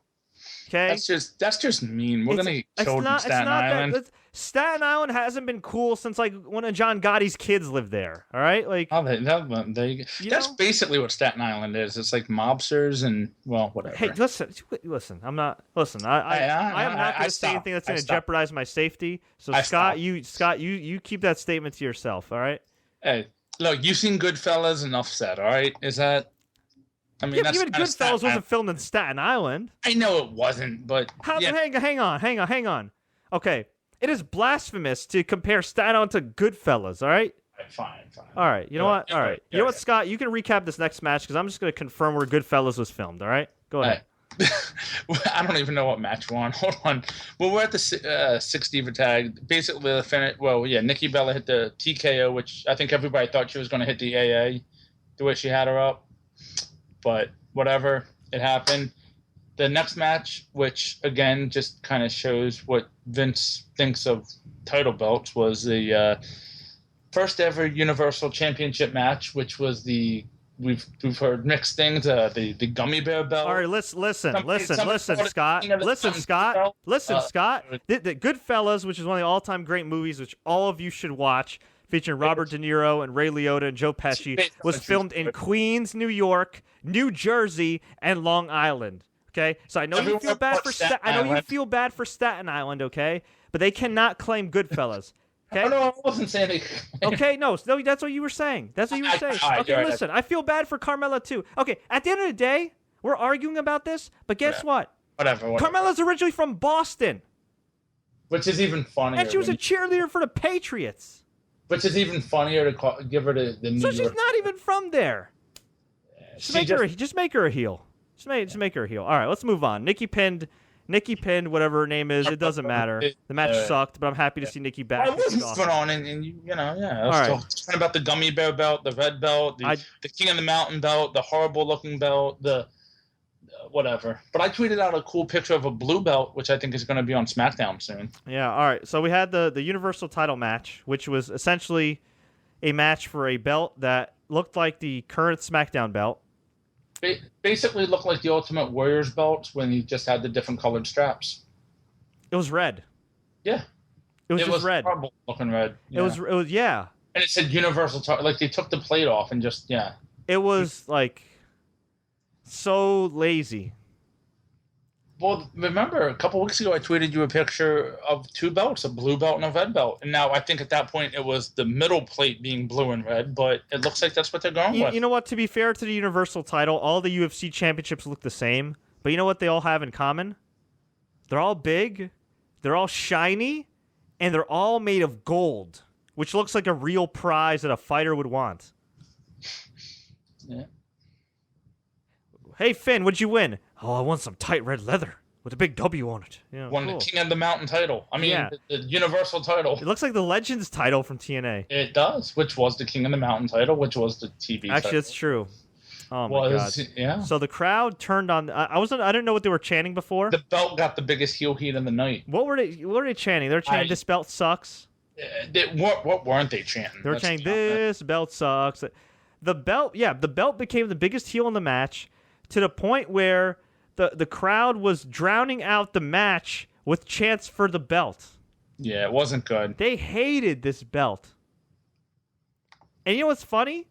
I bet backstage a bunch of people that probably kissed Vince McMahon's ass told him, "Oh, Vince, that's a great belt." "Oh, really? Yeah, that's a great belt. Well, that's a great belt." And you know what's funny? Daniel Bryan on Talking Smack has been making fun of this belt for weeks. Now we know why. And you know what? They ended up validating his jokes. Yeah. It's red. Yeah, as you put it, it's the Eva Marie Memorial Championship. Yes. It's Mr. All Red Everything. Exactly. But here's the thing. Well, the belt was ridiculous. The finish was not. Here's a good one I just noticed. Looks like Kane's mask was used to make the Universal title. Oh, my God. That's a good one. That's hilarious. So Finn Balor, Seth Rollins had a really good match. It was a match that could only end via pinfall or submission. Apparently it was no DQ. Yeah, go figure. Did they announce this at the beginning of the show? It was announced midway through the match. Oh, yeah, because Finn Balor was in some type of submission. I don't remember what submission it was. Was it like? But he couldn't get to the rope. He was. He was like in a triangle. He was in an armbar and he was in a triangle because Seth Rollins apparently learned CrossFit Jiu-Jitsu, and he grabbed the rope and he's like, "There's no rope break," and fans started booing because I think fans assumed that it was like a normal match. Yeah, nobody knew. Yeah, wonderful. Why not? Who needs rules, right? Just make them up as you go along. And Finn Balor slipped out of the ring. He kicked out of a pedigree. There were a few other spots in this match, a few dives here and there. Seth Rollins was trying to go for another pedigree. Couldn't do it. And then Finn Balor just unleashed hell with a bunch of drop kicks to, I'd say, a rather somewhat tepid reaction. I think at this point the crowd was really tired, which I felt bad for both these guys because they're great workers and they were having a badass match, but the crowd really hurt this one, and I'm not blaming the crowd. This is way too long of a show. So Finn Balor goes up, hits the coup de grace, the double foot stomp, gets the clean pin, wins the title. Stupid belt aside. What a great moment for Finn Balor. It was a decent match, too. It really was. Just staying down in NXT for years, wondering when the hell he's going to come up. Wonder if he's going to get injured or hurt. I mean, he's not a young guy. He just turned 35. I mean, he stayed in NXT down there for a year and a half. He stayed in NXT for way too long. Yes. But it was worth the wait if you're a Finn Balor fan. Got the pin, became the champion, and while the red bell is ridiculous, Finn Balor's champion isn't. And at least they made a new guy. They went all the way with him. Our fears were not answered, thank God. And he went all the way. He pinned Rusev. He pinned Roman Reigns. He pinned Seth Rollins. And now let's see what happens. The thing is, while I'm happy for the guy, while I think this is a great moment and going to definitely build some intrigue on Raw and freshen things up a little bit, now the real work starts because they really fast-tracked him without building him up with vignettes or anything like that. I mean, they have weeks leading up to SummerSlam, but, they kind of gave away the demon a little too early, which was, 6 days ago. And, he's a guy that hasn't had a lot of on-screen time on the main roster, and he's still new to a lot of fans. So while it is exciting that he's been fast-tracked and beat all these guys, and I do think he's going to be taken seriously by a lot of the main roster fans, now's the part where you got to keep him over, where you got to take him to that next level. And hopefully this works out. Well, I think it's safe to say he'll be in a rematch with Seth Rollins at the next pay-per-view. He might be. I don't know. After that reaction, keep it going. After that reaction to the belt, remember, yeah. That's one thing we could have never factored if you think about it. The belt. Out of all the things that I think might hamper his push or hamper his run, out of all the things, the belt was the last thing on my list. But that belt is so ugly. Even Triple H said, "Nah, I'm good." Nah, I'm good, really. Really? I mean, it just... it's bad. Yeah, I mean... There was a photo of it, and I tweeted out WWE Shop is already selling it, and it doesn't look that bad. But then live, it doesn't look that good. It just... And you know what? A lot of people that watch these shows, especially these hot crowds, they pick up on what the crowd does. Yeah. For better or worse. I guess the only positive is that belt kind of goes good with Finn when he does the demon gimmick. True, but still, it's I don't get it. I mean, you don't want your world title being ridiculed like that. Well, it's not a world title, so it's okay. Oh, universal title. Yeah, but you know what I'm saying? It's the main title, you don't want that to be the joke. Because it's already, in storyline, they're already creating, I don't want to say a fake belt or an interim champion like the UFC does sometimes with, let's do an interim title match. It's creating a belt because they don't have one, so they're making one up. I mean, it basically is a mock title. It is, but if you're going to make a mock title, then make it different. Make it look... They did make it look different. Real different, Scott. It's really different. It is. Oh my gosh. Look, wait until September 11th when SmackDown presents the blue belt, okay? Because it's coming. So stupid. Somebody tweeted it out and I retweeted it. Now you have basically your Dr. Pepper flavors. Dr. Pepper, cherry Dr. Pepper, and the women's belt's vanilla Dr. Pepper. Just horrible, man. They should make the U.S. title and give that a red, white, and blue strap. I mean, it just... God. Yeah. Oh, by the way, Dan Foster tweeted us letting us know that WWE confirms that Randy Orton got 10 staples in his head. Yeah, yeah. Be interesting to see him wrestle on Tuesday night with that. Yeah. All right, let's get to the rest of this card. This is getting late. Yes. All right, we also had Rusev versus Roman Reigns. Kinda. This went to a no contest. Rusev and Roman Reigns started brawling before the bell, and Rusev got beaten up, was slow to get up. It looked like he was feigning the injury, but he is such a good seller that, especially for a bigger guy, that it looked like in storyline he was really beat up by Roman Reigns, really, really hurt. And then after, and the security's just trying to separate Roman for what seemed like eternity. So Roman went to the back. They said, this match will not continue because, Rusev is hurt, whatever. Rusev gets up. He didn't look legitimately hurt. He did. I think he did crack a brief smirk, but, he got up, and then Roman Reigns just ran down and speared him on the floor. That looked like it sucked. It looked better than the one on Monday, for sure. Yeah, and then Roman just, left, and crowd booed him, and crowd before was chanting Rusev Mashka because they wanted Rusev to win, and all I can say is, if Bill Simmons tweeted that finally after 13 months, too late, they turned Roman Reigns heel. And I don't know if he was just being facetious or not, but if they don't turn Roman Reigns heel after this, how the hell do they expect people to actually cheer him? Well, weren't the fans already starting to cheer for Heath Slater at this point? Yeah, I mean it was bad. It was bad. Like how is Roman Reigns the babyface? He's been sexist. He's called both ugly. He ruined their wedding. He's beaten up Rusev every week. He's gotten the upper hand literally on every show that they've had a confrontation. Yep. But I'm supposed to have sympathy for this guy, for this douchebag. Well, and that's the whole Wade Barrett thing we were talking about. You know, how do you get Rusev over when he's a geek at this point? He's not serious. He's not serious champion. Well, no, Rusev actually has done pretty well the last couple months. Yeah, but look, well, you mean how do you do it? You mean how do they do it now after they've beaten him up like for 5 years? Yeah, you're right. No, I agree. I don't think Rusev's at the point of no return like a guy like Wade Barrett was, because he just hasn't been around as long. But seriously, you do all that work for Rusev.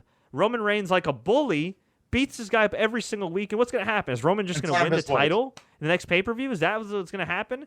Like, to me, that's just stupid. Well, unless you're turning Roman Reigns heel, even though you're sacrificing a damn good worker, a good talent in Rusev, whatever. If you're turning him heel, if you want to show that Roman has a mean streak and doesn't care about the fans or what people think anymore, whatever. But if he's just going to be booked as a babyface when he's clearly a heel, I don't know what the hell they're thinking here. I really don't. I mean, I know they've been stubborn with him, but seriously. Well, and the greatest part is if Rusev does beat Reigns, he's going to get cheered, so it doesn't matter. Well, he should beat Reigns. He has. Well, you would think he has to beat Reigns, man. He's gotten his ass handed to him so many times. Forget about it. Ugh. Anyway, all right. As they said, forget about it. Anyway, that was a Brooklyn reference. Scott, that was the worst. I can do a better one. That was horrible. Want me to do a better one? No, I don't want you to do it at all. All right. And then lastly, of course, we had the main event that we discussed at the top of the show. Brock Lesnar beat Randy Orton via TKO. Then he proceeded to F5 Mr. Shane McMahon, who proceeded to sell the move for approximately 30 seconds. Or essentially the amount of time that he sold the dive off the Hell in a Cell. I was going to say as he sold the last ride, but yeah. Yeah. It just... So overall, it's crazy because after the Cena match, I thought it was a thumbs-up show. And after this, Well, you mean before the Cena match? No, after the Cena match, I thought it was a thumbs-up show. Okay. Now, it's like... it was still a noteworthy show. Brock Lesnar Randy Orton was still a good match. I liked it. I just didn't like the ending of the show. Rollins and Balor wasn't a bad match at all. And, Cena and Styles was great. Banks and Charlotte was a hell of a match, if you can get over the fact that Sasha Banks nearly got paralyzed twice. I think there was 3 times, to be honest. Yeah, there was another spot where Charlotte, she hit the, I don't even know what, it was like the modified rock bottom there, where she hits her with the backbreaker and then just throws her to the ground. Like Sasha landed on her neck. Yeah. Yeah. And by the way, Nikki Bella, she went with the TKO instead of the rack attack, which I guess she can't do now because of her back. Which is weird because she's still picking I know it's not dropping the force, but she's still picking somebody up. Yeah, weird. But hey, she's medically cleared. I'm happy for her. She looked great. And yeah, you know what? They need some star power on SmackDown. She's got it, and she's a better worker than people give her credit for. So I'm happy to see her back. That's good. Yes. You know what? Overall, I'll still give this show a thumbs up because when you have a match like Cena and Styles, and when you have an effort like Banks and Charlotte, even though they were completely reckless, and when you have Orton and Brock and some of the risks and physicality that they took, I'd still give it a thumbs up. If you didn't watch the show and you have no interest in seeing through 4 hours, 5 hours, 6 hours of SummerSlam, I'll just tell you what to watch right now. Cena and Styles needs to be at the top of your list. Twice. Yes. Banks and Charlotte. The main event I thought was awesome with Lesnar and Orton. And I'd say Sheamus and Cesaro. Watch a Universal title match as well. Universal title. It was good. Right. It was good. And Cesaro and Sheamus is really good too, although you're probably going to be seeing these guys. Well, you are definitely going to be seeing these guys wrestle at least 6 more times. So maybe you don't want to watch that match if you missed it because you're going to be seeing it anyway. But yeah, so not a bad show, just way too long. Way too long. This is what we get now with the 2 biggest shows of the year. You're going to get these long, drawn-out shows. I think it's great they put on 13 total matches. I think 11 on the main show. I think that's awesome. Give guys a chance. Give women a chance. Yeah, but you know what, though? Yeah.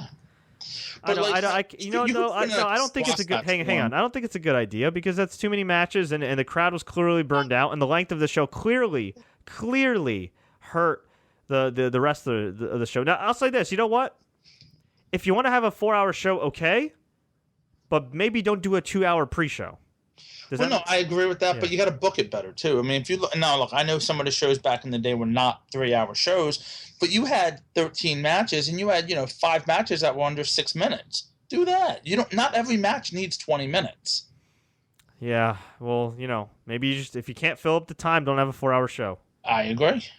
Ben Ostner, who's a good friend of mine, is watching Holy Foley. He's one of the few people that's watching it and said that Noelle Foley is everything. No.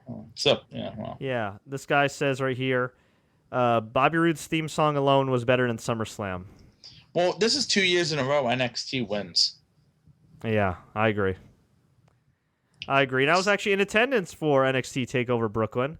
It was a hell of a show. I know we're running late, and I just hit my mic while grabbing my phone and getting my notes, but it was a hell of a show. I thoroughly enjoyed it. Do we have any confirmation of Samoa Joe possibly breaking his jaw? I did not see any, so... Because I looked bad, like I told you last night, and I think it was Dan Foster as well. If not, I apologize for who it was. But you could see doing the match, like right after it happened, he waved the ref over, and it was almost like, let's end this now, because they went right to the ending after that. So. Okay, yeah, I didn't notice before. I thought it was just selling, but that sucks if you did. That's a big loss for NXT for a little while too. Yeah, because you would assume that they would have their rematch at the next TakeOver, and then Joe would just go on to Raw or SmackDown. So yeah, that's true. But Bobby Roode is over because my daughter said, and I quote, "That's a cool song," something like to the effect of, "That's a cool song, and I like his entrance." Mm-hmm. So he's over. He is over. So yeah, came to the show. It was really fun. Barclays is an awesome wrestling venue. Only thing is, their rows aren't as open as MSG. So when you gotta try to go to the other side, to get a drink or whatever else, there was a glass, plasticky barrier that just makes you have to go through everybody, walk past them, then walk up the aisle. It's a little, the aesthetics of the building are nice, but it's a little annoying sometimes getting around. It is a little annoying, but awesome venue, hot crowd. We opened the show with a couple matches that were taped for not TakeOver, for future NXT episodes. At least I'm assuming so. Yeah, we had the Perfect 10 Ty Dillinger beat Blake. Not a bad match. Mr. Perfect 10 got the win. It was his first match back in a few weeks. He's been hurt with an undisclosed injury. Crowd was going nuts for him. This is a guy that should be on the main roster. He is Sean Spears, such an underrated wrestler. He was awesome. I'm happy he got the win here and got the ovation that he got.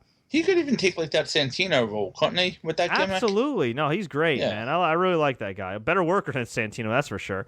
Yes. We had the Authors of Pain against TM61. It's crazy how TM61, they were big stars in Noah, a great tag team in Japan. They're just guys here in the States right now, and it didn't help that they were going up against the Authors of Pain. They lost to the Authors of Pain. So that was a 1-week little feud that they had. Okay. Yeah, not much. We had the opener, which was No Way Jose taking on Austin Aries. No Way Jose came out. People were singing his theme song. He had a big conga line. It was pretty cool. Austin Aries came out, got a decent ovation, and so at some point in the match, and Scott, you watched this on TV, so you could tell me. I was. The crowd abruptly turned on No Way Jose and was really getting behind Austin Aries. Yeah, I'm not sure what happened. I had it on my phone, and it seemed like they muted the crowd. Maybe it was just my phone. I'm not positive. But something happened. Yeah, I'm not sure exactly what. I don't think they muted the crowd. I mean, I was there. But it was just on my phone. Maybe it's just the way it came across. Yeah, it was like No Way Jose. There was some mixed chants, and then the crowd really got behind Austin Aries, especially at the end. I think because Austin was working at a different level than Jose and had his working shoes on. And Austin is Austin Aries, and like you said, this is not the normal crowd, so they know, They know him from ROH. They know him from TNA. He's a guy that's been a great wrestler for years. He's an excellent pro wrestler. I know some people don't like him, but he's an excellent pro wrestler. What do you want me to say? Former ROH champion, former TNA champion. He was over like crazy, over like hell, as Dan Foster points out here. If anyone can do an animated GIF of crying Jordans with the conga line, I would love to see that on Twitter. That would be hilarious. But yeah, he ended up getting the win with, I believe, the Was it the last chancery? It was the last chancery. Yes. Yeah, he had it locked in at one point, and Jose got to the ropes, and then the finish came. He did some move and then hit it, and Jose just tapped out real quick. So after being in it for like 2 minutes, a couple minutes prior to that, he just tapped out. Well, he couldn't take it anymore. You know, his neck said no way. Wait, Jose. Okay. Yeah. We didn't even plan that. Yeah, and then after the match, yes. After the match, Hideo Itami came out and did by far the best thing he's ever done in WWE the last 2 years. He had a suit. He had these loafers with no socks on them, which is a fashion don't, but who am I to tell Kenta what to wear? Yeah. And he walks in the ring, starts kicking Mr. Aries. They get into it. Crowd chants GTS to go to sleep. And for those that say, oh, that's CM Punk's finishing move. No. Kenta invented the GTS, and he invented the running knee finish. Well, he probably didn't invent the running knee finish, but he made it, famous in recent history before Daniel Bryan adopted it. And by the way, Daniel Bryan does give credit to Kenta. He's had a lot of his moves borrowed and stolen. So he grabs the GTS, says, F you, Phil Brooks. Well, he probably did in his mind. Hit the GTS. Crowd pop big. This was great.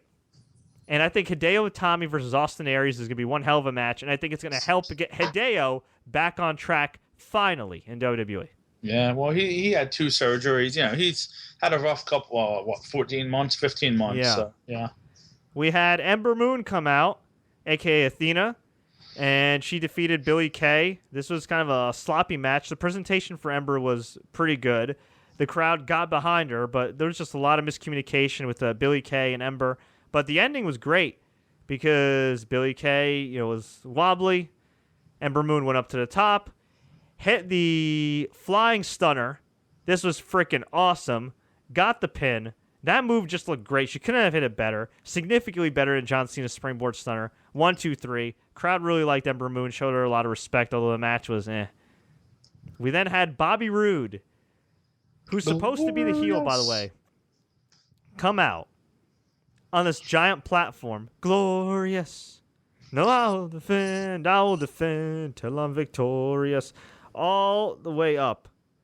I was like going to record his entrance, right? And I didn't even notice he was right above me. I'm like, that's Bobby Roode. Well, what's great is he borrowed Wade Barrett's the podium. Podium. The raising podium. So he's coming down slowly. The glorious theme song playing. He comes, he's just soaking it up. Making his entrance. It was glorious. It was amazing. But it is funny how back at WrestleMania when we thought he was coming to NXT, how me and you both said, he'll probably just be one of these guys who's there to help out and work, and yet they've made him a huge star. Yes, and then Ben Oster, once again, he says that if they brought Bobby Roode up to the main roster with that entrance, he'd be a star immediately. Absolutely. Yes. And he got over huge with this crowd. The same can't be said for the former La Sombra, Andre Cien Almas. Is it Andres or Andrade? Whatever the hell his name is. First off, it's a terrible name. It's a terrible gimmick. The stupid suspenders. I don't know why the hell this guy does not have his mask on. I know Triple H said, well, how could you keep a mask on him? He's a good-looking guy. He is a good-looking guy, but he was a significantly better worker and star with the mask. He is terrible with this gimmick. It's amazing how he's a guy that was one of the better wrestlers in the world. He comes to NXT. I guess he's just trying to adjust and work a different style and whatever, but exactly. He just, whatever he had as La Sombra is gone. He did some cool moves, but he needs to either turn heel or get that damn mask. He needs to go to Paul Levesque and just say, listen, boss, this ain't working. Either let me have the mask or let's ditch the suspenders and hat and let me just be a heel. Form Los Ingobernables in freaking NXT. Do a version of Los Ingobernables in NXT with his current incarnation. Something. But he was just... And Bobby Roode does have a horrible new finisher, by the way. Yes, he does. And this match was all right, but these guys definitely had a styles clash. They did not mesh very well. I'd say it was just a weird match, Crowd was behind Bobby Roode. He's supposed to be the heel. And then Bobby Roode beats the guy with a pump handle slam. A pump handle slam, Scott. Yeah, I know. That's why I said it was horrible. Not good. We had the cruiserweights at ringside. Kota Ibushi, Brian Kendrick, Noam Dar, and Cedric Alexander. That was pretty cool. We had Ric Flair at ringside as well during sure? during the Austin Aries and No Way Jose match. And yes, Scott, they did revolve people around that same spot over and over again. No, I was gonna say, are you sure that was Cedric Alexander and not Was it Rich Swann? Yeah, oh no, it was Rich Swann, was it? Yeah. Oh yeah, because Cedric Alexander didn't advance. Yeah, that's right. Right. Yeah. So, yeah, that was pretty cool. Cedric Alexander should be signed though. I think he is. He would have fit right on the show. Yeah. Yeah, I heard rumors that he was, so I think he is. Okay. But anyway, we had the match of the night next, by far. Oh yeah. Oh, but and before that, they had a video package for Sanity, which I don't remember seeing the arena, but I saw it after the fact. Yeah. Who is it? I don't know. You don't know. Okay, I don't know. Hopefully, it's not like Angelo Dawkins or one of these geeks that have been there forever repackaged, because that'd be. Yeah, I'm not feeling that one. I don't know. Who would it be? I don't know. If anybody knows, let us know. Yeah, or if you think you know. Yeah, so we had the Revival defeat Tommaso Ciampa and Johnny Gargano to retain the NXT tag titles. This was a match of the year candidate. This was just a great old school match. You know, Tommaso Ciampa running like a house of fire. Johnny Gargano, the great baby face, who's just so great at selling and has amazing facial expressions. You have the heel tag team that just so old school. So old school, distracting the ref when Ciampa makes the tag. Gargano gets in the ring, but the ref didn't see the legal tag. I like the part when who was it? Dash accidentally flipped into the ring. That was great. Yeah. Oh, yeah. To distract him. Yeah. And then that was great. Oh my gosh! It was the third time that they were ever going to bring back a version of the Four Horsemen. Those two men need to be in it by far and away. Oh my god! Yeah. But it was a great match. I thought Ciampa was actually going to turn on Gargano, which I'm glad he didn't, but I thought he was. Yeah, when Gargano and Ciampa, they hit the kick on Dawson, and then all of a sudden, is that your dog in the background? It is, of course. Yeah, glorious. Glorious. Yeah. So you should name is your dog a boy? It is not. Oh, it's a girl? Yeah, no. They named her Maggie. I didn't really have a say in it. Well, you should nickname her Bobby Roof. Bobby Roof. I'm just saying. So yeah, Gargano and Ciampa looked like they had the pin, but Dash put Dawson's foot on the ropes as the referee counted 3. They thought they won the tag titles. They did not. And they went for it again, I believe, right? Yeah, but they got taken out. Ciampa got taken out. Reverse figure 4 on Gargano. He had a tap out. Yeah, well, they hit the knee, the leg stomp like they did the Big Cass. Yeah, a couple months back. Yeah, same ending. It was a great match. True old school heat. A bunch of the heels got cheered. Not these guys. They got real heat. It was awesome. Awesome. And it made sense. It wasn't that like heel heat where it's like, oh, it's so stupid that they lost. No. They got real, honest to God, legit heat. They left, and Gargano and Ciampa just sold the agony of defeat so well, just looking at each other. Ciampa's patting Gargano on the back. This was great wrestling match, and one of the best of the year in any company. This was excellent. Excellent. Yeah, and the shame of it is when the Revival does get called up to the main roster, I don't see them with this kind of. I just don't. You know see what? it you know what? I don't know, man. The efforts that they've had in a lot of these matches this last year or so, it's hard to deny them now, man. At first I was like, can they get the same heat? Can they be the same? Absolutely. If you give them the same push, I think. But that's the whole thing. They won't do it. I think they will. The main roster. I think they will. I hope they would, man. They're so good. I think they will. I think if they get. If they're allowed to be the Revival that they are here, I think they will. I mean, look, just the tag team division is not the priority for WWE, but you know what? If you just let them tear it up with like other tag teams like the New Day and the Club and do what they do, they'll get over. I think they will get over. Could be wrong, but I think they'll get over. If you don't like them as a team, you just don't get pro wrestling. Yeah. We had Asuka beat Bayley to retain her title. This was a really, really good match. Bayley got a huge reaction. Crowd was definitely there to see Bayley, and she got the win after kicking Bayley in the head. Got the win. I'm sorry, yeah, Asuka got the win after a spinning kick to Bayley's head. There was a ton of strikes that Bayley ate. There was one point in the match where Bayley was like, you know what? I'm fed up. I'm going for this. Just attacking Asuka, going all out like Conor McGregor and Nate Diaz, but unfortunately she paid for it. She lost. They hugged afterwards. She hugged Charlotte and Becky Lynch and Sasha Banks at ringside. It was funny because she got booed when she hugged Charlotte. And, She hugged her mom. She hugged Izzy. She hugged her mom. She hugged Izzy, who was crying. That was so cute. And she went back. Crowd chanted, "Thank you, Bayley." And I guess that's Bayley's last NXT match. What a way to go out. We talked about this earlier. To me, it just felt like it was missing something. I thought a little bit too. I don't think it lived up to the first match. I think it was better than the first match because I think the first match ended so abruptly that crowd didn't know how to react. Whereas now they figured, okay, they kind of know Asuka more. They know that this match can end anytime. I think the fact that it was also both were baby faces. Maybe, yeah. You know what I mean? Like I don't think either one. The fans wanted to see either lose, but yeah, it was still. I thought it was still an awesome match. Yeah, I don't know. I just thought it was. I didn't think it lived up to the hype. Honestly, right. and to be honest, we're going to talk about the main event, but I felt kind of the same way. Well, you know what? Even though I like both matches, I will say this: I've had a lot of people tell me that. So you're not the only one, and that's nothing against the effort of the people. No, great effort. It just something was a little missing. I kind of felt that way with the main event. I thought the entrance was great. Nakamura had this violinist come out, play a little bit of violin music, and then start the red lights dimmed. And he starts playing the music. Dun, dun, dun, dun, dun, dun. And it was amazing to see Nakamura come out, just move with the flow of the music and just everything. The crowd was humming along.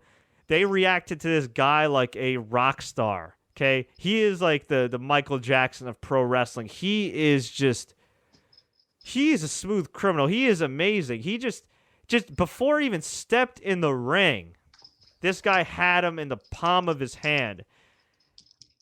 I know NXT is the third brand and very important for WWE's future as far as building stars and getting them ready and everything else.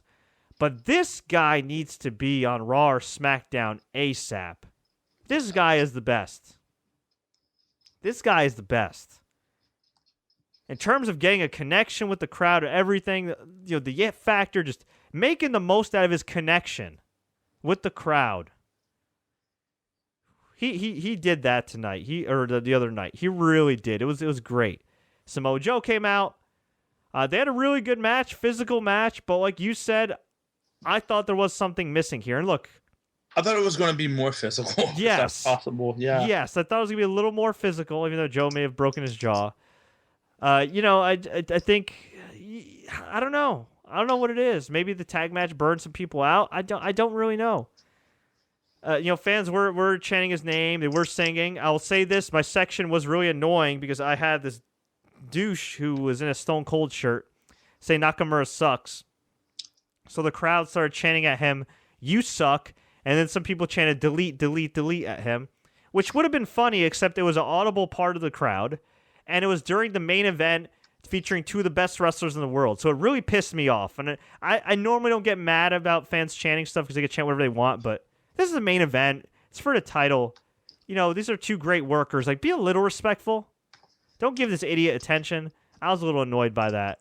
And then I had some geek a couple rows behind me keep chanting, Samoa Joe's overrated. Nakamura's overrated. This guy's overrated. I think he just did it because he thought it was funny. But, like, man, if somebody, like, came and, like, hit him with, like, a lead pipe, I'm not saying I would do it, but if somebody did and just, kind of stunned him for a few minutes, I'm just saying I wouldn't feel bad. So, yeah, we had the match. It was really good. But, yeah, I felt like it was missing something. You know what I mean? I thought the work was very strong, but it was something was missing. Yeah, I'd say something was missing. And then, yeah, Nakamura got the win with Kinshasa. It was still a great moment. Still very cool. I don't know. It was weird. I mean, I think maybe the crowd. Maybe it's one of those cases where the same thing with the Asuka match. The crowd likes both guys and don't necessarily want to see either guy lose. Could be, yeah. You know what I mean? But I did feel like the crowd was not tired, But maybe it was they like were expecting more too. Maybe they felt a little. They felt a little tempered. I don't know.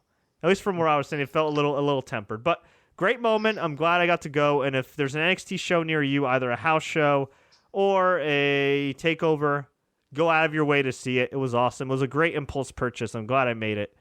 And it was a lot of fun. Hey, just real quick, not talking about NXT, but going back to the Universal title, if you have $429, you can pre-order it on WWE Shop. Here's the kicker. The expected in-stock date, Monday, December 12th. So, All right, well, makes no sense. Well, we got to get going because it's already late here. But Scott, you want to get to some comments here, including Mr. Racer, who's complaining we didn't shout him out, except only like once? We talked about, how many times do you need? Randy Orton lost. He bled like a baby. What more do you want me to say, dude? Yeah, we're saying that because Mr. Racer's a huge Randy Orton fan. No, I agree with him at this point, though. I don't understand build up the match and have it end like that. I don't get it. I guess Orton's gonna go away for a while again. I would assume. Yeah. I don't quite understand it. I think they did a disservice to him by having him, barely beat The Miz a couple weeks ago and wrestle for the last couple weeks. I don't think that helped him. I was disappointed with that. I really was. I'm on his side for once. Yeah, it was different. I'm just going through Twitter. Angel says, I hope we get the perfect 10 versus the glorious one. That would be interesting. Oh, my God. Just for the crowds. I still think it would be great to have Big E versus Road Dogg in a crowd off as well. But that's just me. Man, yeah. NXT should have the SmackDown spot. They should have an hour on Raw at least. This is the first time Lesnar and Orton happened since 2002. They said this is the first time on pay-per-view it happened. Oh, yeah, for sure it was. Yeah. It was. All right. Did anybody chant steroids at Brock Lesnar? I don't think anybody did. I'm kind of surprised they didn't. It just shows the fans don't care, really.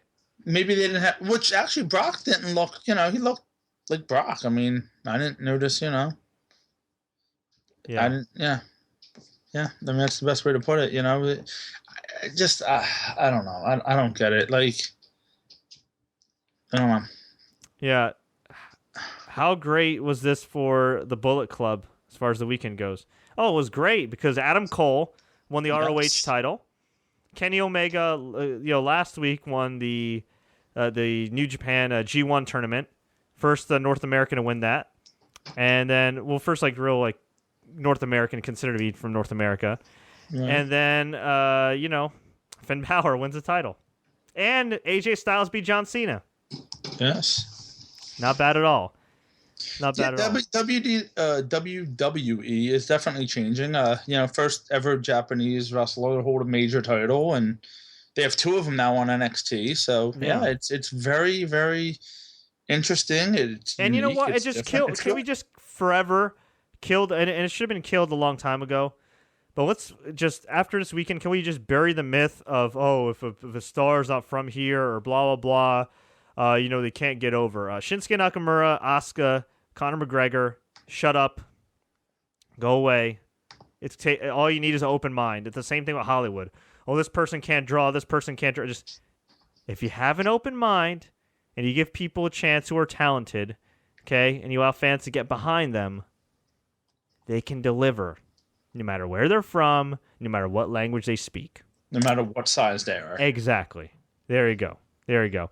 And, all right, we'll take one last one here.